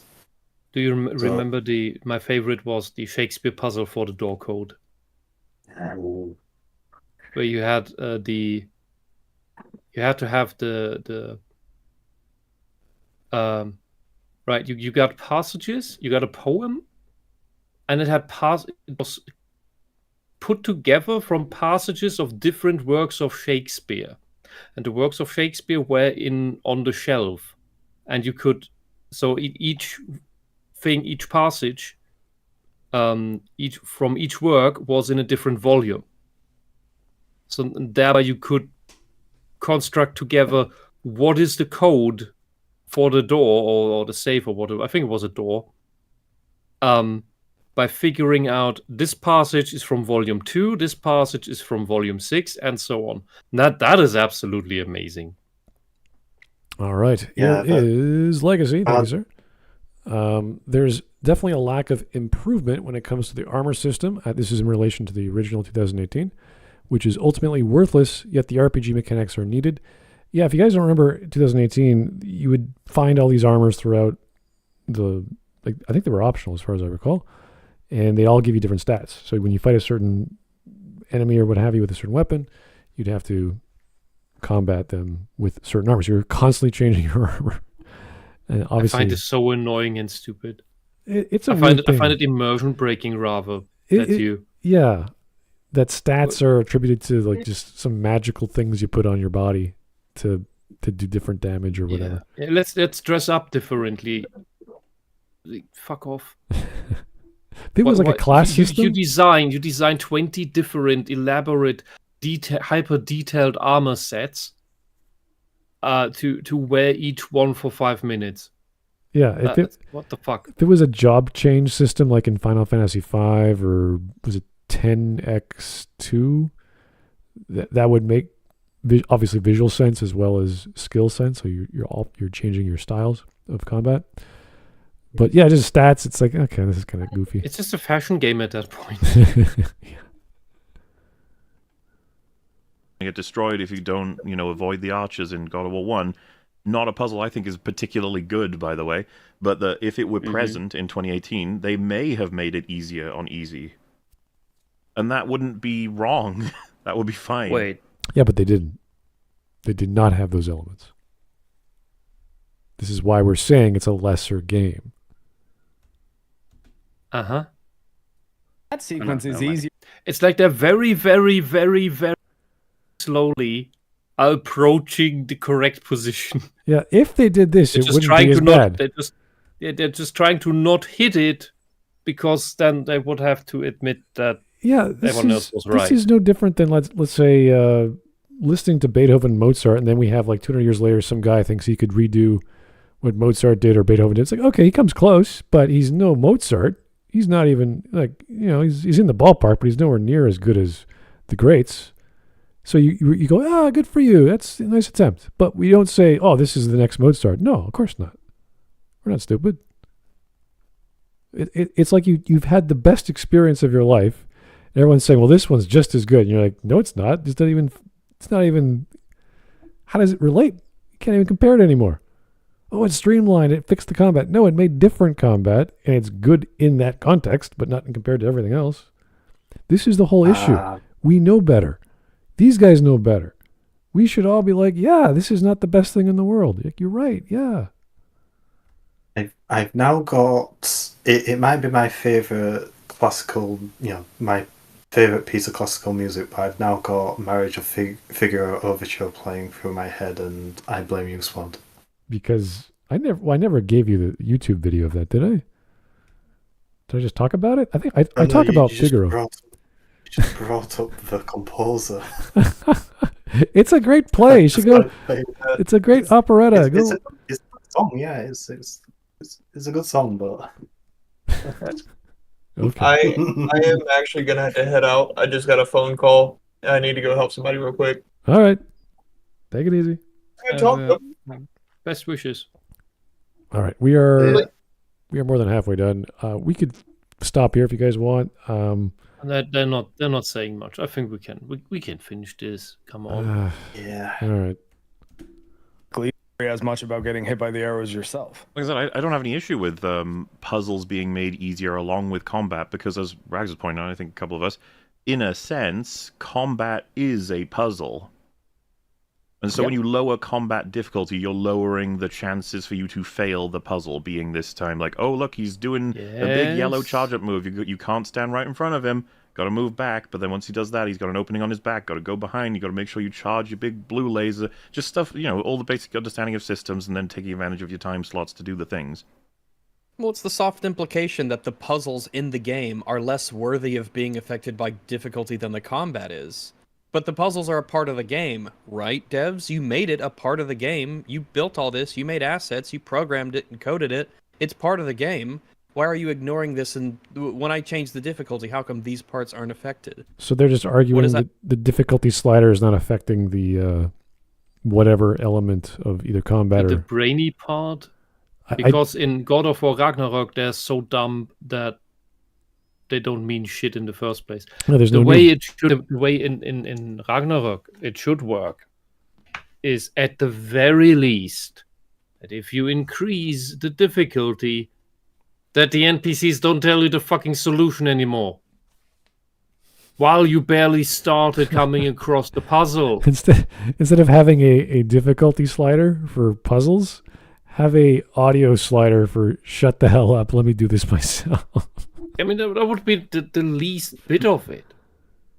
But what other games do is that they just remove these kinds of puzzles, and the sections are open to begin with. Yeah. You have fewer puzzles in it, and so on and so on. Yeah, you learn as you go. What does this weapon do? Oh, it's also a tool. I can use it to traverse areas. I can use it to open up new doors. Blah, it's basic Metroidvania stuff. There are at least 2 puzzles in Lufia for the Super Nintendo that will drive you nuts. And they're mandatory. I think the whole point of these puzzles in God of War Ragnarok is to make the player feel like they're smarter than they actually are. And the ancients who set up these like press these 3 buttons that are right next to each other. Nobody could ever do this. Our secret artifacts are super locked away. Well, and why are we filler? with making the combat a breeze, but we're not okay with them not having puzzles that are always hard? Do you understand what I'm saying? He's saying like... Yeah, but you're comparing 2 different things, Mahler. Those are... like, you could argue combat's too easy, but the puzzle should be hard, or vice versa. That's personal preference. You can compare it to previous games or to other games of the same genre and say, oh, wow, Ragnarok does not do either as well. That's it. Just say it. Besides, we're not even asking for hard puzzles. We're asking for puzzles that make us stop. Plus, if it was like I don't know if Kratos was like a logician or some sort of like philosopher from ancient Greece or whatever, then yeah, you would have these complex puzzles that he would use mathematics or whatever pattern recognition to be okay, great. That's fits the character. Greek Kratos was not dumb either. No, he was well read. Yeah, he had to solve puzzles as well, and we had to guide him along, and they were violent puzzles at times. But yeah, no, he had to figure stuff out. He can't just climb a Titan, and what do you do when you get? Yeah, but look, the conversations with Pandora.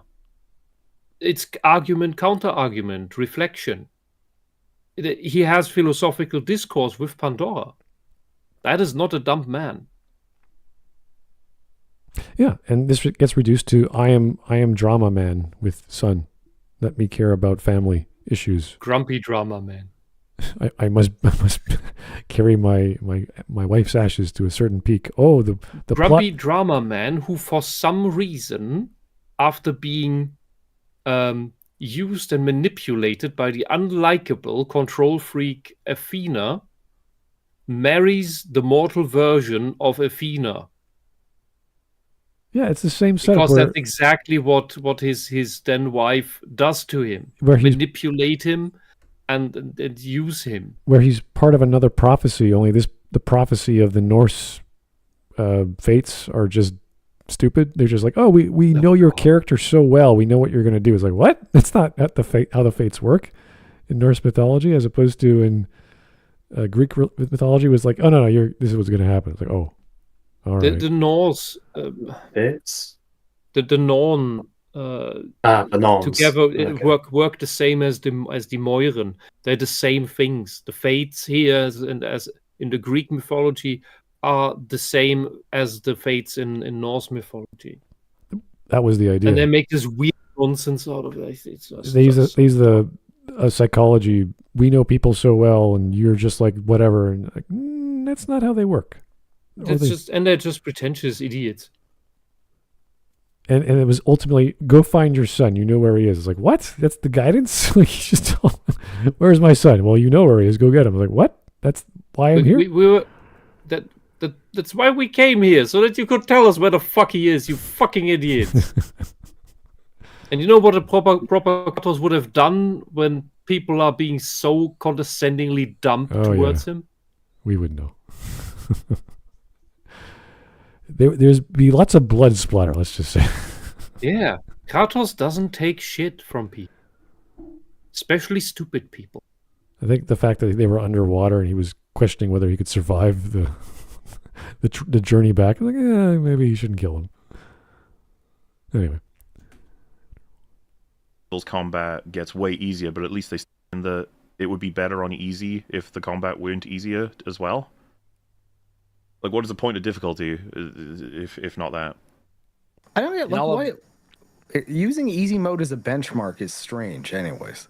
Well, he's trying to use it to explain a philosophy, which is that they've lost the interest in making things harder. Okay, I'm going to argue for him because I remember playing Devil May Cry 3, and the game kept telling me, because I kept losing against the wolf boss, one of the first bosses you fight. Cerberus, yeah. And I was like, would you like to decrease the difficulty? I'm like, okay, fine. I'm losing. I'll do it. And I still got my ass kicked. I was like, what the hell's wrong with me? So, yeah, Cerberus was doing less damage, but it was still the same AI. It was still the same patterns. And I was like, I was trying to dodge. I kept missing. I was like, oh, geez, I suck. So it just gives you more chances. Effectively, I just lost less health. So, there's lots of ways to control difficulty, but ultimately, I had to get good. I had to learn the pattern. I had to spend a little more attention and pay attention and do it. So, you don't have to do that with Ragnarok. It's really easy. There's like 4 or 5 enemy types. They're all the same. Different flavors. Few. Yeah, there's not much to do. So, if you think those 4 or 5 or whatever number there are great, then good for you. But, again, we've seen better game design. And there's nothing as outstanding as Grace and Glory in Bayonetta. Those enemies, where they were the first design for the game, they had to dump down their AI because they were just too fucking good. And they were so good that they carried them over even into Bayonetta 3. And they're the only fun enemies in Bayonetta 3 to fight outside the weird thing they turned Luca into. Because that kind of works the same. But even more predictable. Grace and Glory are just two fun tag team enemies that are they're just so dynamic and it's just fun. It's just pure fun. There's nothing like that in Ragnarok with standard enemies, because those are standard enemies in Bayonetta. There's nothing. Ragnarok has nothing. The in-between portions of... Yeah, when instead it seems like they just focused all their time and attention on not just the story and the characters and everything, but also in the combat itself. I'd much rather play a game that was super focused on delivering a combat experience instead of one that had subpar segments in between them where I could get annoyed at the platforming they threw in. I'm going to tie this into Resident Evil Village, by the way. I just wanted to remind everybody. Oh, man, yeah, I forgot. It's going to be the same thing that like Resident Evil used to have. I mean, it's kind of gone over it, right? It's more prevalent with Resident Evil because there used to be a lot more item management and challenge in relation to backtracking, this, that, and the other. It'll be the broad observation that modern game design philosophy has ruined everything. I presume that's the... Yeah, but kind of like the there's loads of holes in this already in terms of shoulds. Mm-hmm. Mashing like an idiot and performing a long flashy combo and having good defense. There's nothing demanded of you in God of War apart from surviving singular combat rooms, and the patience needed to deal with Atreus screaming at you every 7 seconds. Whatever. With nothing left in the... I mean, there's the thing. There are progress blocking puzzles, though. Like, that's the thing. But why couldn't someone sell God of War 1 as an awesome action game that is plagued with nonsense, boring-ass puzzles that take you nowhere and make you think for about 1 second, mostly delaying you? Yeah, the whole point of God of War is killing things, and this isn't killing things, so that's pretty lame. Yeah, why the fuck am I the God of War trying to play chess? No, that's not the issue. You bloody hell. Why can't the God of War go on an adventure? It does not. Yeah, in God of War 1, it all feels like it matters. It all feels like, okay, this is an obstacle in my way. Yeah, the I'll labyrinth. get it out of the way. Like the labyrinth was designed to be a maze. You have to go through it. The Titans you have to climb. Olympus you have to, like, all these things are. It's not just a straight path. How do you become the God of War? Everything before that, everything to that point, is just tutorial puzzles. Like things that are obvious to just teach you this is the mechanic, so that later when you get to the actual trap labyrinth temple, you know all these things. Yeah, I think this is strange because when you're talking about the original God of War games, you're using Greek mythology not just on you're the God of War. It's here's Athena, here's Zeus, here's all these other characters, and then here are the level designs based off some artist rendition of the labyrinth or whatever, what Hades would look like. So there's all these beautiful things that aren't. It's not all about God of War, and I think anyone played the game will know it's not. It's just not all about Kratos and him fighting Ares. There's a lot going on. Mm-hmm. So I don't know why you would limit it just to the title.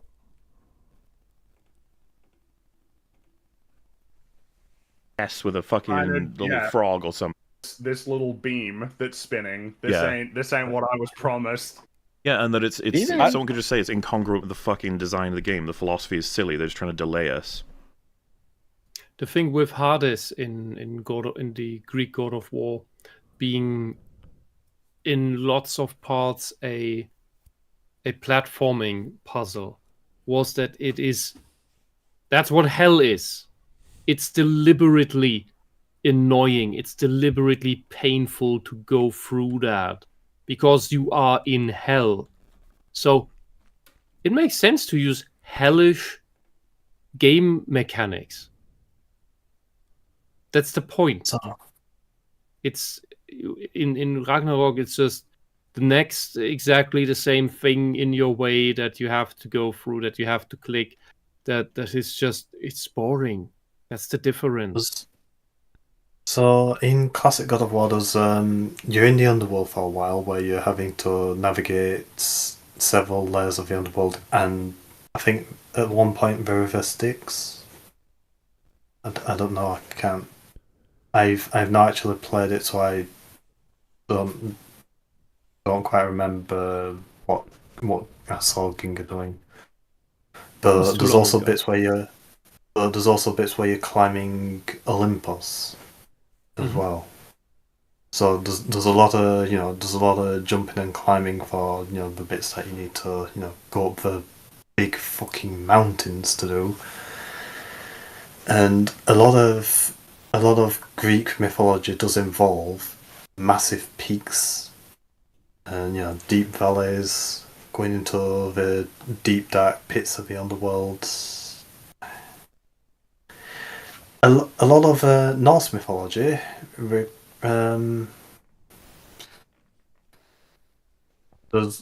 not a lot of mountains as far as I can remember, but there is Norse a nice mythology is mainly about traveling and wisdom. There's traveling. There's not a lot of climbing, but there's a big ice plane. The divine opera. The divine opera in Norse mythology is the smallest part of it. All right. Yeah. Where you go with the canoe and when is also sort of up to you in this one, and that was never a thing in the original games. Also, I don't remember. Go ahead. We talked about Resident Evil 4, a bit, and like the puzzles in that are barely puzzles. They like the game. I don't think the game would be worse if they just didn't have them. They're so simple. It wouldn't be Resident Evil if it didn't have puzzles. Like, come on, that's basically what the formula for Resident Evil is: survival horror, puzzles, scary big mansion or environment, item management, aiming properly. If you want to talk about post Resident Evil 4. I mean, Resident Evil 4's more of an action horror game, I'd say. That every Resident Evil game since 4 has basically been action horror rather than survival horror.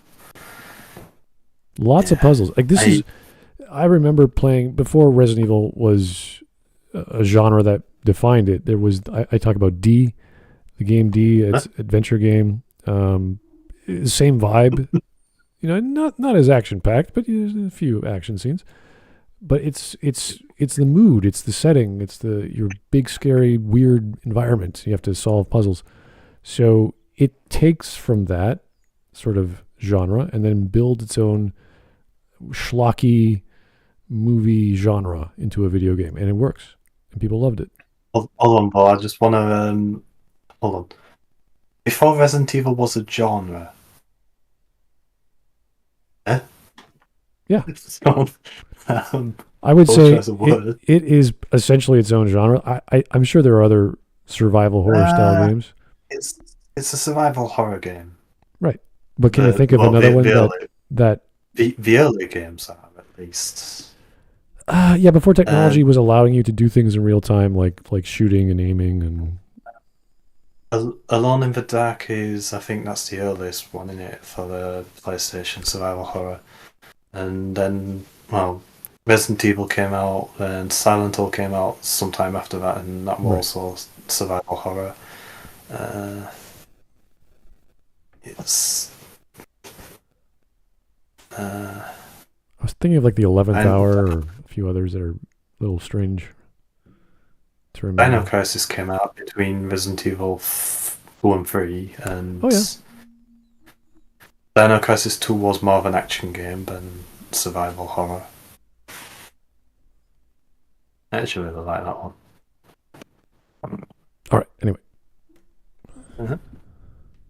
They're so easy. Yeah, it's like it's basically just a little bit of flavor, a very tiny momentary pause before you get back to sort of playing the game. And then your next playthrough, I mean, there are puzzles that I just know muscle memory, whether it's Batoris Mendez's door, whether it's the 7 sacrifices in the castle. It's just like I know all these puzzles. They're not even a puzzle. I just boop boop up. Yep, it's done. 1, 2, 3 is a combination, and then boom, door open. That's what every puzzle becomes once you know the answer. Do you brain, or do you dog? Yeah, I know what you mean. So does this what is it?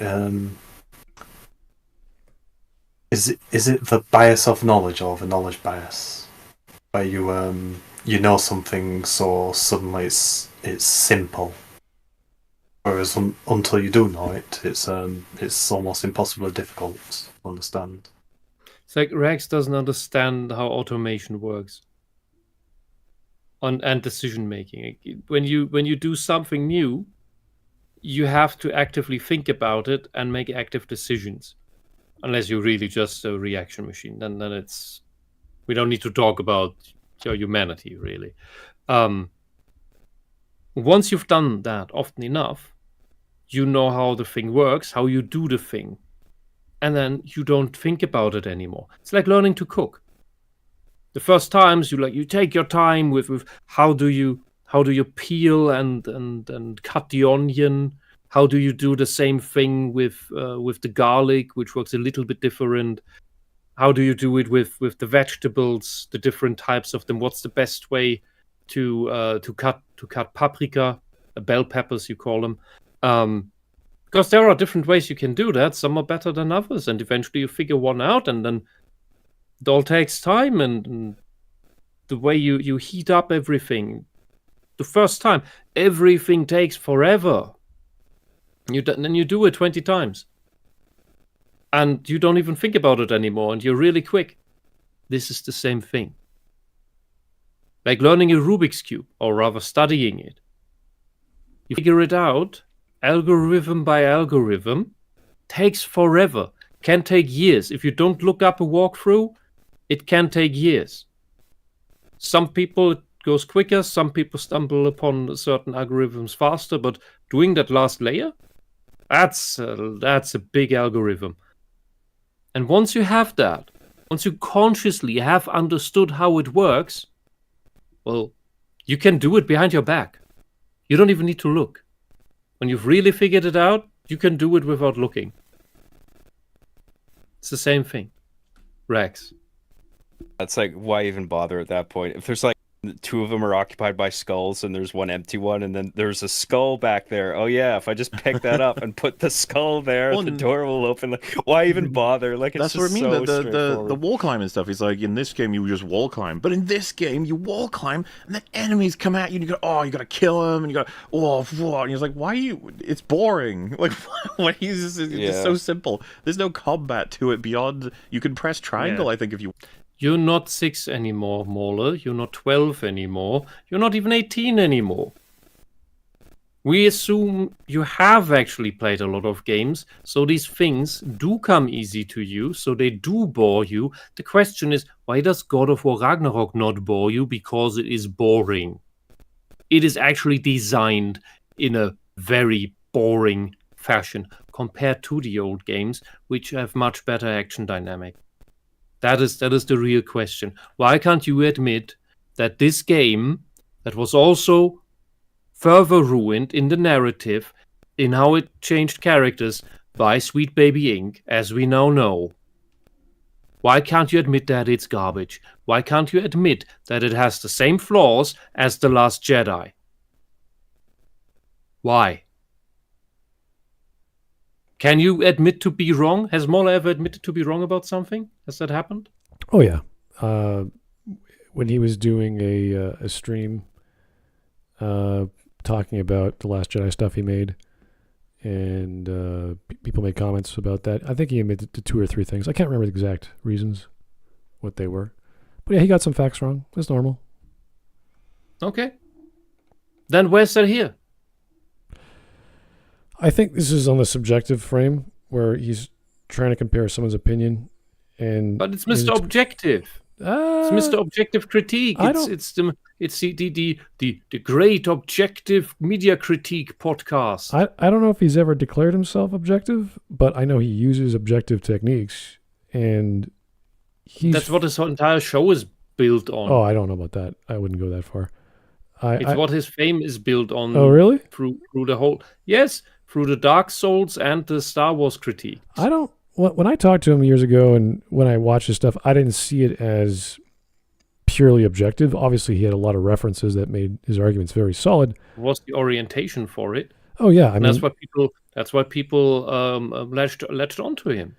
So yeah, I watched the first 100 EFAP. He doesn't follow logic all the time. He doesn't follow education of, let's say, music theory or cinematography all the time. That's fine. Well, yes, we see that now. We doesn't have. That's the thing. I don't expect him to be perfect. That's fine.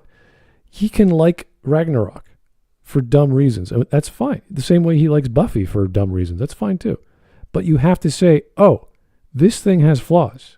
You have to objectively step back and go, oh yeah, you're right. This is not as good as XYZ because that's what we're comparing it to. And this is all we're saying. This is all it is. The story is forced. The characters are forced. The gameplay is mediocre at best. You could have fun with that. As I say all the time, you could have fun with a stick in the mud. Yeah, go crazy. That's fine. Yeah. The thing is, when you deny that the bad things you like have flaws because you like the thing, you're just an idiot. Well, that's you're a child. That's what children do. That is an argument of either ignorance or stupidity. So stupidity would be a form of idiocy, I guess. So you have the information, you're just not understanding it, or you are ignorant and you make your original claim. So I think he is aware. He's just like his buddies due to friendship. Is just trying to skirt around it and not admit the elephant in the room. Yeah, if I were to replay or play the original God of War games and say, okay, this is what I liked, this is what I didn't like, and here's my explanation why, and then I'll bring in Under the Mayo or Tactile Bacon, and we'll talk about it, and they might tell me why I'm wrong, and I'll be like, oh, I did not think of that, or I did not remember that, and they'll explain to me why I'm wrong, and I'll be like, that's fair, because my memory is not great, and my experience with God of War was one time. I played each game once, thought it was great, and I didn't think about it critically.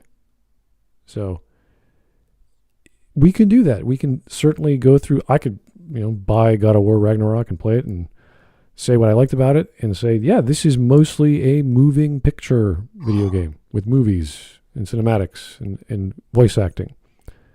And there's some lines in there where it's just so silly. Bow to your queen. I'm like, that is not Freya. That is not something that the she's also not his wife. There's so many. She is not Frigg. Frigg and Freya are not the same goddess. Only idiots conflate them. Yeah. Speaking of Freya, one of my favorite myths of Norse mythology is the one where Thor's hammer gets stolen. God, please no. Loki gets the idea of tricking the giant. I forgot his name. Is it Laufey? Laufey. That's yeah. So Loki gets the idea of tricking that giant into thinking that Thor is Freya, and so they get the hammer back that way. Huh. Yeah. The Thor in this game, he could not possibly do that. He's just too fat. Yep.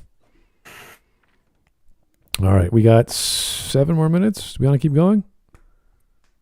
Yep. All right. Want to? Square is the quick. You can just do either. You can also grab them. You can grab them. Oh yeah, there. You can press any one of those buttons, and it'll just do the kill and then move on. Yeah. Which is precisely what he seems to have issue with in terms of button mashing gameplay combat at its lowest difficulties, which I still don't understand why that's okay when you switch difficulties, but puzzles being either reduced or gone isn't okay.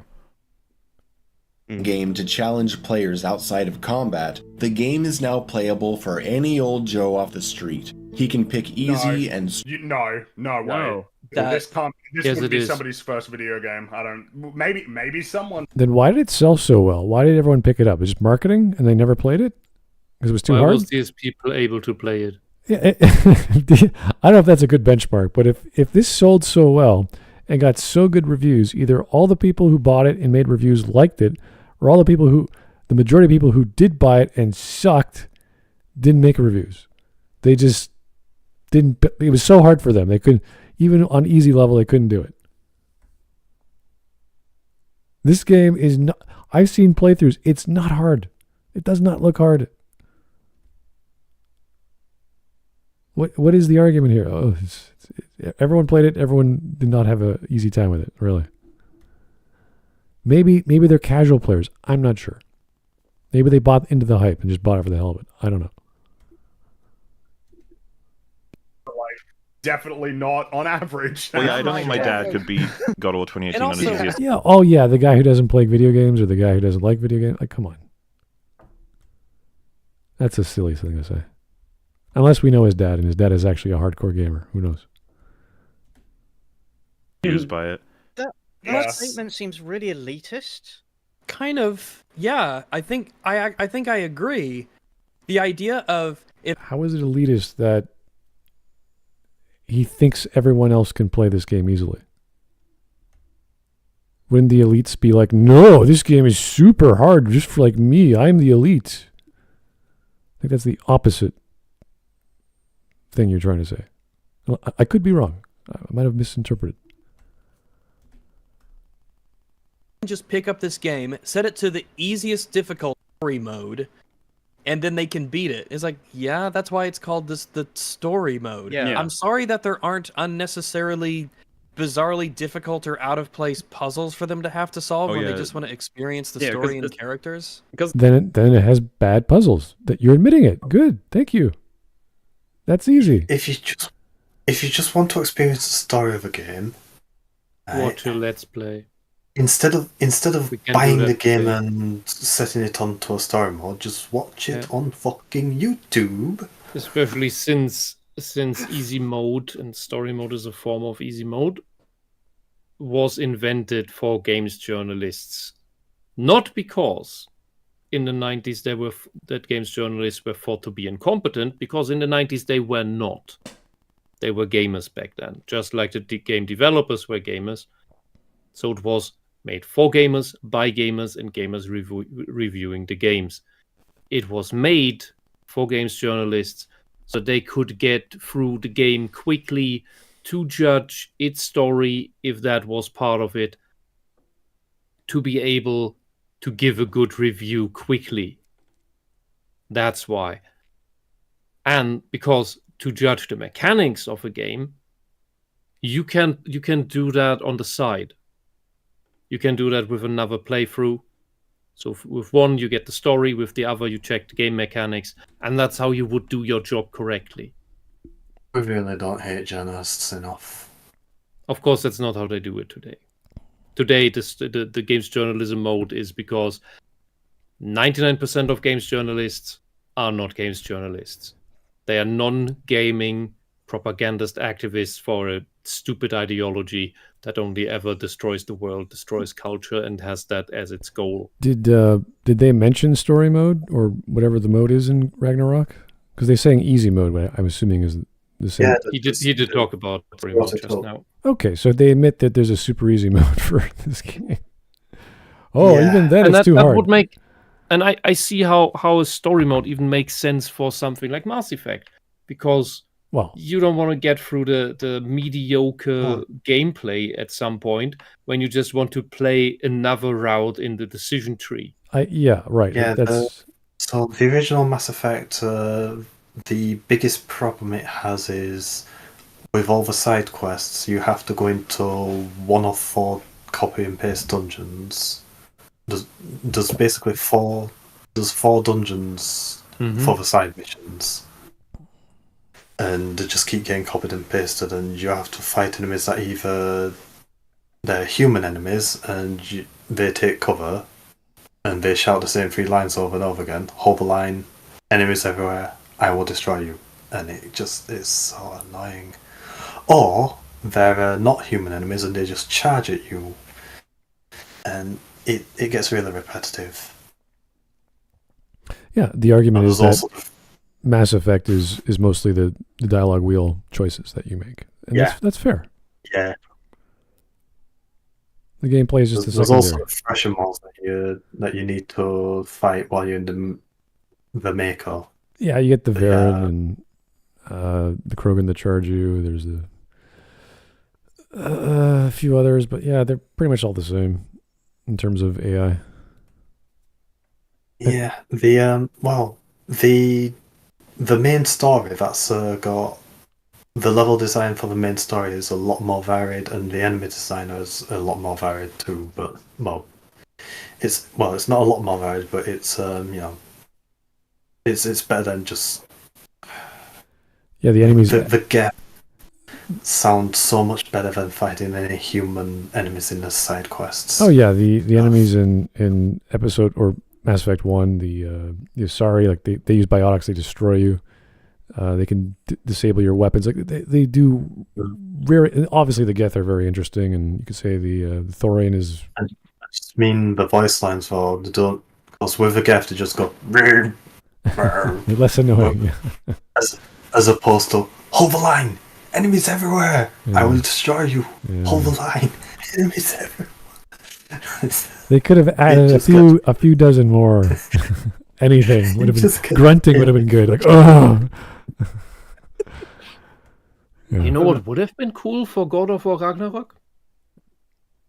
That if they had gone a completely different route, and you would still have the run around kill the gods nonsense, but since Ragnarok is all about the fate of the gods, so it is predetermined which gods will die, which will survive, and how they will die. So what the new pantheon will be, the next generation. That's what the story is about. And Odin is trying to facilitate a better outcome for that. He knows it is kind of impossible, but he still tries anyway. And what God of War Ragnarok would be this outside element that was not meant to be in the prophecy. Kratos comes in after he wrecked Greece, and that actually puts everything up for things can be different now. And Kratos decide through the story that you play, you decide which gods to support, which to kill, so that you affect what the next pantheon will actually be after Ragnarok, and so get a different outcome. As opposed to the giant Marvel Ragnarok villain that oh fucking hell! Stomps around and throws a sword. That is so dumb. I think Mauler and the gang maybe they just like this game because it just copies the MCU bullshit. Okay. So I saw Ginga playing God of War 2. We were showing the end of the game, and it were in the Fates big headquarters thing, and it was showing the end of the Greek gods, so the Greek gods dying, and it showed a bit of the Norse gods. So basically where Kratos goes after he kills all the Greek gods. Then it showed some Egyptian thing. So that appears to be what's supposed to be the next pantheon. And then it showed 3 wise men following a star. Oh no. Yes, Kratos versus Jesus. That'd be awesome. Yeah. Well, apparently it's leading up to Kratos killing all of the gods, and then the one almighty god, basically, he basically clears the way for the almighty one. Nice. Apparently. That's how Christianity works, guys. It wasn't adopted by Romans after hundreds of years. Some other guy came around and killed all the other dudes. All right. If there's a vacuum, there's always something that fills it. God was now pleased to inherit the world because all the other ones died. What? Okay. Anyway. War was designed to be this super hard game that's supposed to be like an incredible, crazy challenge for everybody, because there's a big thing of story. Have you played the challenges at the end of God of War 1? That was tough shit, man. That was tough. Why is this guy... Why is this guy smoking? I want some. I did not know that Ragnarok was so hard for them. I mean, good for them. They found a challenge. Says a lot about them, honestly. My auto move attack is so helpful. Like, okay. I mean, thing is, in these okay, so I think the term is hack and slasher, isn't it? So in these games, they're difficult, but if you're really good at them, you can look cool as fuck. Yeah, and they're fun to play. But they need a fun combat system for that. If the combat system isn't fun, you won't bother trying to.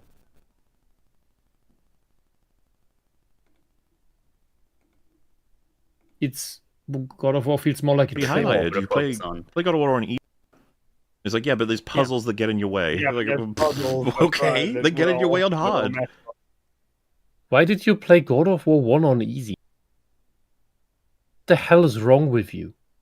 Are you afraid of dying in the game? I thought you played Dark Souls. Weird. That's not a good thing.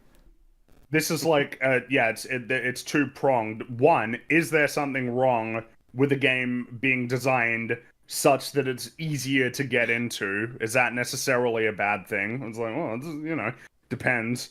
And also, this is not somebody's first video game compared to something like Mario Kart, would you make the same claim for Mario? That the new ones offer you an invincibility thing when you die enough times? Does that ruin Mario's design?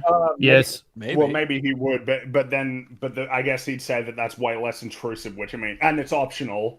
Well, but so is this. It's I was going to say, what do you mean? It takes away the incentive to improve. Yeah, what does he mean? Because in Mario, you can be invincible, but imagine like you get the star power up. Well, you can still die to falling off the edge of a platform. So imagine even that. What is wrong with you if Mario game is too hard for you? What the hell is wrong with you?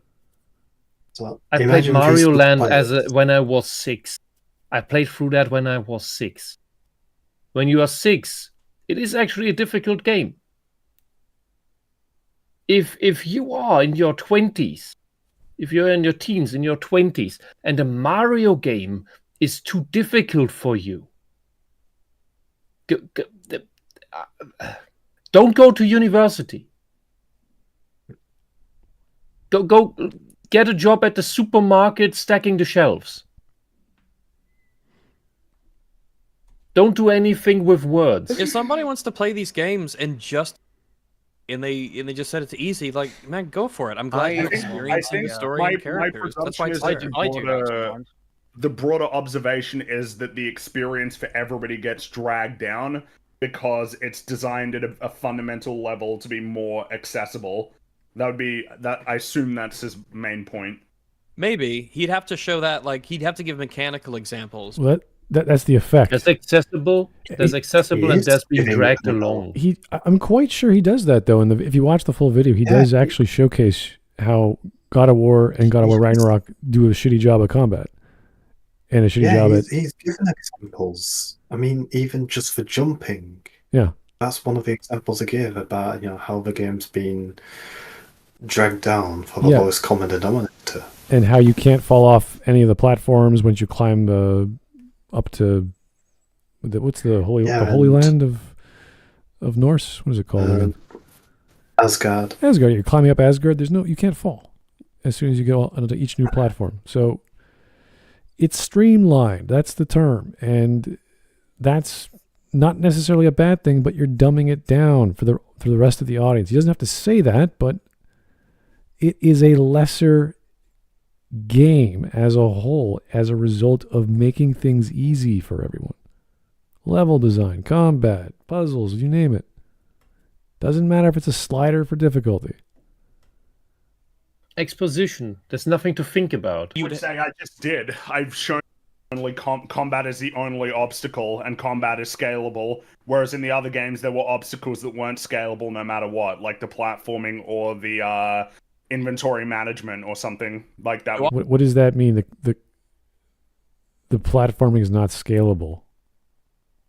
It's a static model. Oh, it is. You could add extra platforms that take jumps away from you.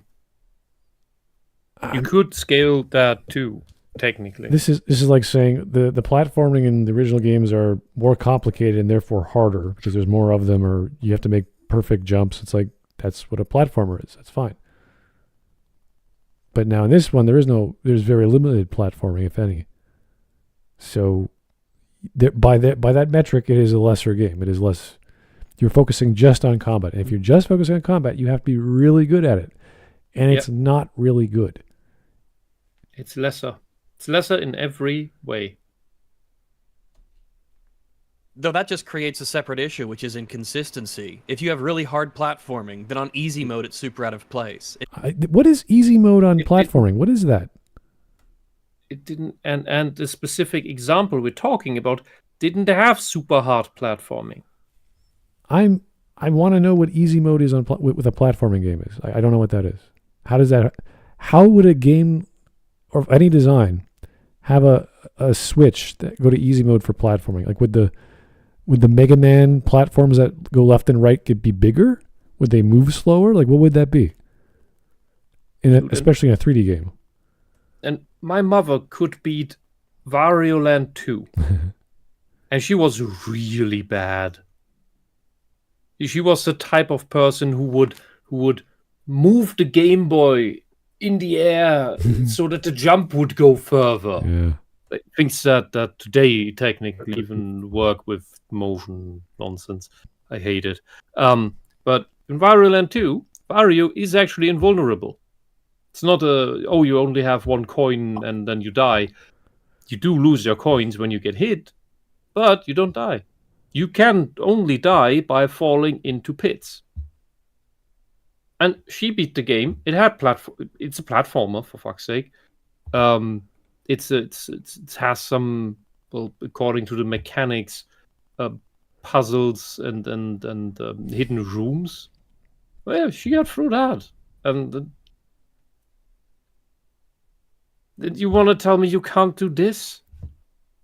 When my gaming incompetent mother could beat a Game Boy platformer? That is definitely harder than this nonsense. Yeah. Platforming. Then on hard difficulty, it's also super out of place and you weird. would say that it's the requisite level of difficulty, and that's good. And the new God of War game has fucked it up. If he doesn't say that by the end, then he's. I mean, it's pretty. We've all said it. If he doesn't actually say that, if that's what he means, because we're having to infer all of this. Does he know though that the scaling of the easy mode is the reason the platforming was taken out? Because that seems like a fairly large assumption. Well, it might just be fucking boring, and most people don't want it. What? How could you? Why would you He's assume? Projecting own dislike of platforming onto everyone else, while ignoring that absolutely every aspect of this fucking game is fucking boring. If it is not obnoxious. When you remake a thing and you call it God of War, you're like, okay, it's going to have some platforming, it's going to have some visceral combat, it's going to have some QTEs, I assume. Might be some RPG elements because that's what everything's doing these days. And you're going to be in a different setting. Or you just reboot it and go back to ancient Greece or whatever. That's what you expect. So if they take one of those core elements out, then you're like, this is no longer God of War. The same way Baldur's Gate 3 is no longer Baldur's Gate because it's turn-based. It's a completely different game. They may use the same setting, but this plot is completely different. I don't even know what Baldur's Gate has to do with it. And some of the characters reappear for whatever is silly, just because they could bring them back. They brought the characters back. But it's not the same game. Fundamentally. It's like if XCOM became real time. It's like, that's not XCOM anymore. You change everything. You could say it in the name, and you can make a alien invade Earth story, and you got the basic gun development from projectile bullets to Gauss technology, or what is it? No, plasma weapons. So yeah, you could do that, but it's still not XCOM. You're changing the genre.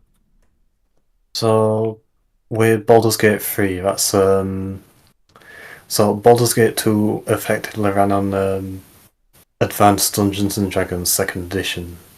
Mm-hmm. But you could turn off a turn-based option, but it was weird. It wasn't fully the turn-based that we know as turn-based. Whereas Baldur's Gate 3, it's 5th edition, so it's obviously inferior. They're both turn-based. It's just that the Baldur's Gate 2, it works best if you've got it, or if you've got it so that it works, so that it's more real time. Well, either way, assuming the audience does not like platformers because you dislike platformers is highly subjective, and Rags should know better. Just don't consider that a vision that they have. Jumping around on platforms and climbing shit, they're just like, let's just not. We don't have to have that. Well, I mean, something that they had. You're still climbing tons of shit in this game, and it is fucking boring. You have to listen to Freya's narcissism. Her absolutely Oedipal, narcissistic, irrational garbage that shows her complete lack of reflection and empathy. And eventually she does have a tiny moment of reflection and realizes that maybe she's been a bit overboard. Little bit.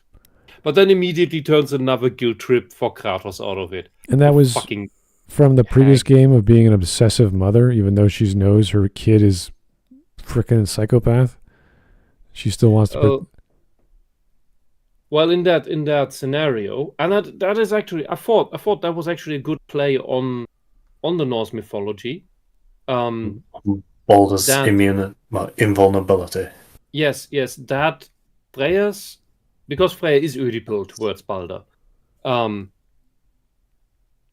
That invulnerability, instead of only protecting Balder and him basically being Norse Jesus, did turn him insane,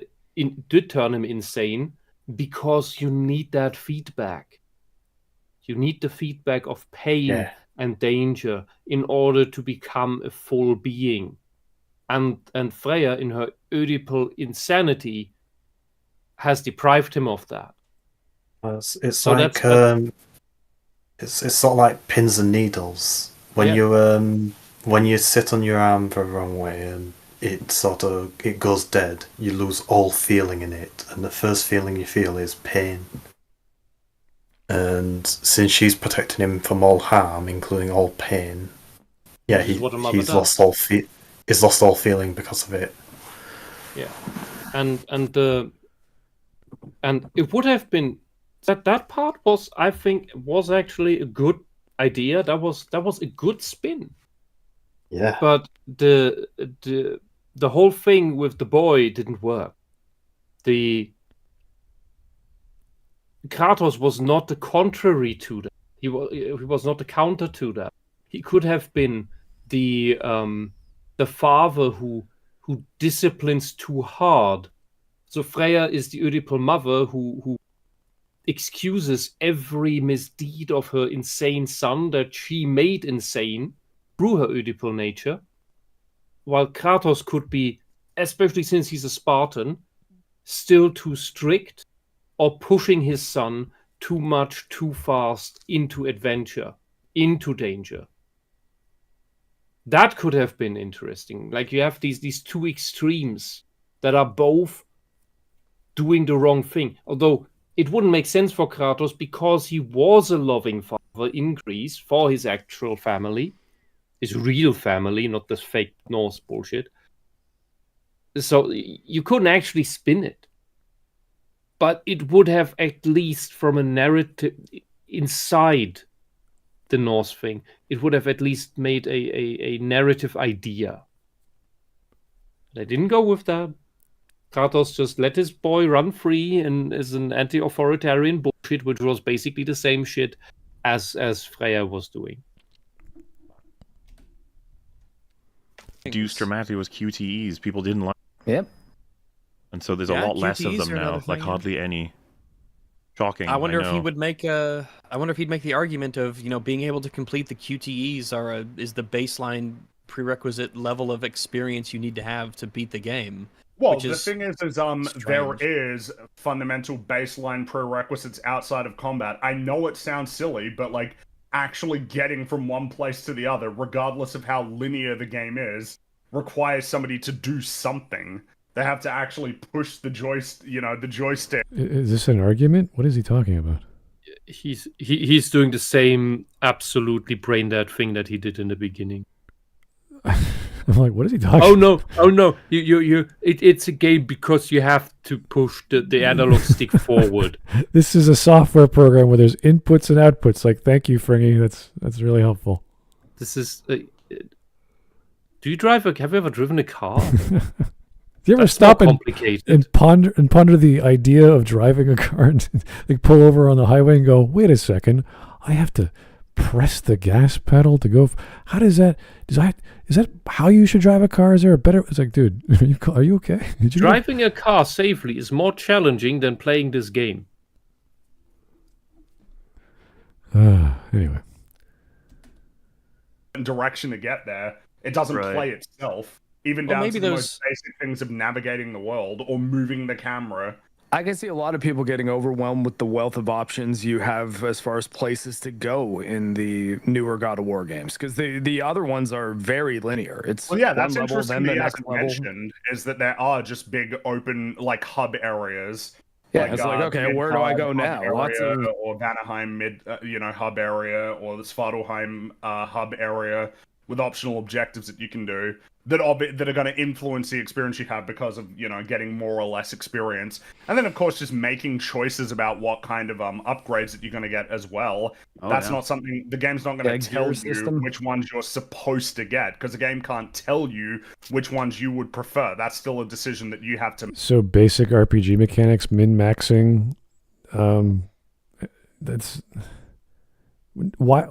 why would we contemplate the optional elements of an RPG character sheet where you can increase your stats this way or that way?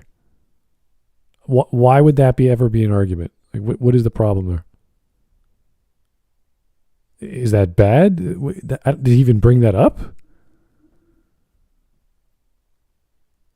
Yes, games are mostly RPGs these days. So what? That's the sign of the times. The same way isekai is a popular genre in manga these days. Maybe that will change. I don't know. It creates new challenges.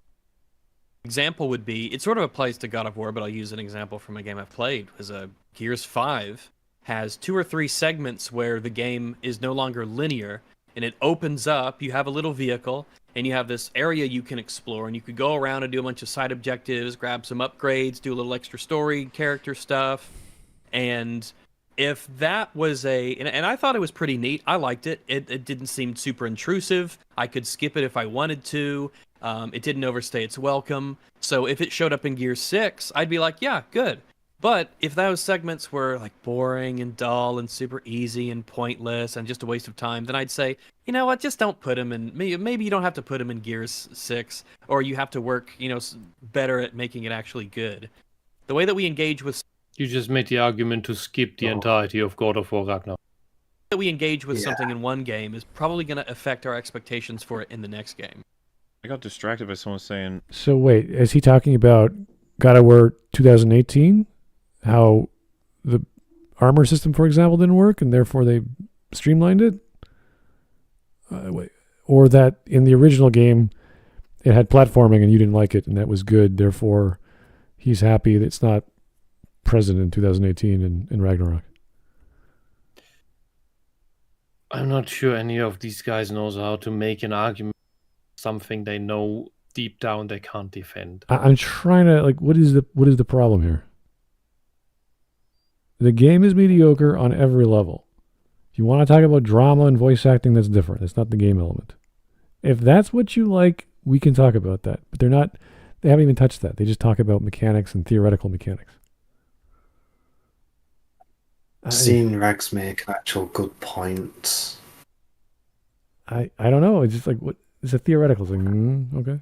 No, I don't mean in this video, but I've seen him make a good point before. Oh. It's just really disappointing. Yeah, because when you defend because the moment you defend something indefensible because irrational reasons, all your arguments become irrational and you sound like a hypocrite because it's impossible. It's kind of interesting. You're just lying. You're effectively lying. This is a grift. I don't know if you guys have been reading the chats or sorry, not the chat, the people on the talking in the stream and the keyboards. They're kind of contradicting what these guys are saying. It's refreshing, at least that there's people that disagree. Result. Duty like Dragon's Lair. Dominance. The point is, Molar, is that this is you are. No, you can't stop there. They compliment me. Hello. All right, we're done. That was it? Oh, you just That listened was to nothing. Yep. What was the defense here? Don't know. There was not a single point of substance. Either way, that was EFAP highlights, and maybe there were actual arguments in the other parts of the stream that the person did not clip. But The highlight was very dim. all it came down to was we like the game. We like it as it is. We're not comparing it to other games, and that's fine. If you want to keep your head in the sand, enjoy. No argument there. But everyone who doesn't like what I like is stupid. But people who have played, it's okay. It's okay for games to become barely interactive movies because some people can't play games, and we're them. Yeah, I mean, if it was like the same guy, it was Jaffe making a different flavor of God of War, like the same way Iga made a different flavor of Castlevania with a 2D side scroller on the Game Boy Advance or the Game Boy DS. Yeah, like the Metroidvania ones. Yeah, like it's this is not like Symphony of the Night, but it's actually a little better because it has these elements from it, and they changed this. Like every Castlevania game is different. That's what's beautiful about it. But the fundamentals are the same. You're hunting down Dracula. You're going through a big giant environment, castle otherwise, Portrait of Ruin, Order of Ecclesia, the two Sorrow games. They're all fundamentally the same. The mechanics are roughly the same, and they made a Then really... he left Konami and started Bloodstained Ritual overnight, which is a mixed bag of all kinds of good and bad. Yeah, it's a... Those of us who want to see the Battle of 1999, we just keep getting blue-balled by Konami because they don't care about us. Okay. Hoping that Konami will release a Castlevania in any quality beyond maybe... I want to see Julius Belmont kill Dracula so hard he can't be resurrected anymore. That he has to reincarnate. Until the next game. Yeah. Oh no, he so in Aria of Sorrow, you play as Dracula himself. Or the reincarnation of Dracula. The reincarnation of Dracula, because Dracula was killed in 1999 so hard he couldn't be resurrected. He had to reincarnate. Either way, is that a difference to the mortals? It at least has a storyline that makes some degree of knowledge required. So with a resurrection cycle, each time he gets resurrected, he loses part of his soul. He becomes more filled with chaos, more demonic. Whereas being reincarnated, it sort of it dialed it back. It cleansed his soul. So we just need to kill him super hard. It's like an isekai, but it's just the soul, not the personality. Yeah, or something like that. It basically repaired his soul and allowed him to be human again. Pretty much. Anyway, that's a different story. To the Norse God of War games, I would say the following: if the story, if the writing in these had been decent, even if it had been good, which would be wonderful, and none of this propaganda stuff in it, the games would still, if that was the only thing that had been different, the games would still have been criticized for their dull gameplay. All right. Anyway, let's get the stream memes if we got any. There's a few of them here. I don't know what this is, but that's Kristen Bates. No, Bates, is it? Bateman. Kristen Bates from Bale. Christian Bale from American Psycho. Yeah. I'm kind of curious what this meme is implying outside of bloody murder, so I don't know what we're talking about here. Me sitting through 50 minutes of a cutscene in God of War, having never once touched my controller. 50 minutes? It certainly feels like that. Yeah, it's like watching that damn movie. That's boring. Don't be sorry, be racist. Kratos, God of War? What? Well, the best way to make war. 3 hours of epic vase tipping. God of War. Oh my god. Chains of Olympus. Is that Pac-Man biting? That is Pac-Man. Yeah. That's at least cute. I don't like the direction God of War is going. In your core audience for God of War, I don't think gives an F about family in that way. David Jaffe, creator of God of War. That's good. It's like, why do you have this boy simulator in our freaking violent game of killing the Norse? The Greek games were all about family. Yeah, the entire point of Kratos' whole adventure is family. Yeah, isn't it basically a super violent Oedipus? He's on a revenge trip. Yeah, God of War because fan he was tricked into killing his family. Reveals an incredibly retarded and gay Atreus. Check out this stunning God of War artwork by the talented artist. Oh boy, I can't pronounce that. Atreus. God of War Kratos actor Joseph Gatt arrested for allegedly sexually explicit communication with a minor. Who's Joseph Gatt?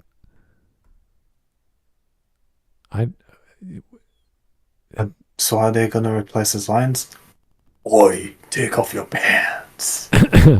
Was Joseph Gatt the original Kratos actor, and then they got Christopher Judge?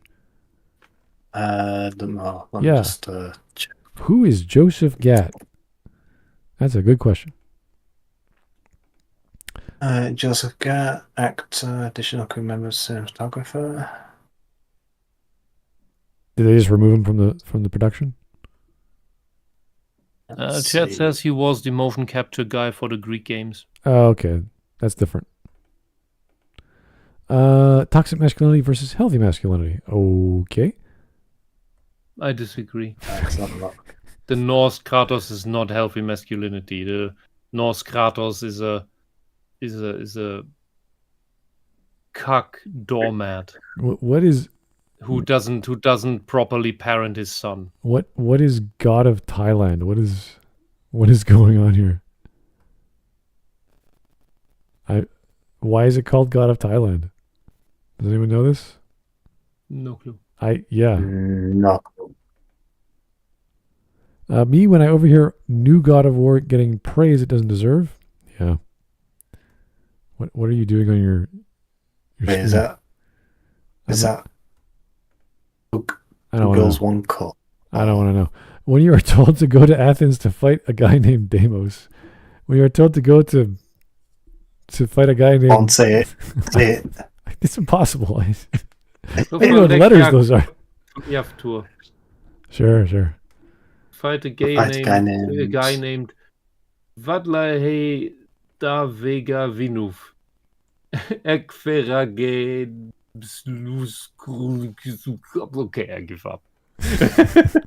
That's not real. All right. You mixed that with Finnish. Anyway, that was... This took a while to set up. We got Cyrek finally come in. He couldn't last too long. That's fine. Thanks, guys, for holding out. This was the only thing we did this week. We might have one tomorrow. We never know. We'll find out. But thanks for the 3 hours, and we will talk to you later, and have a good Friday. Talk to you later.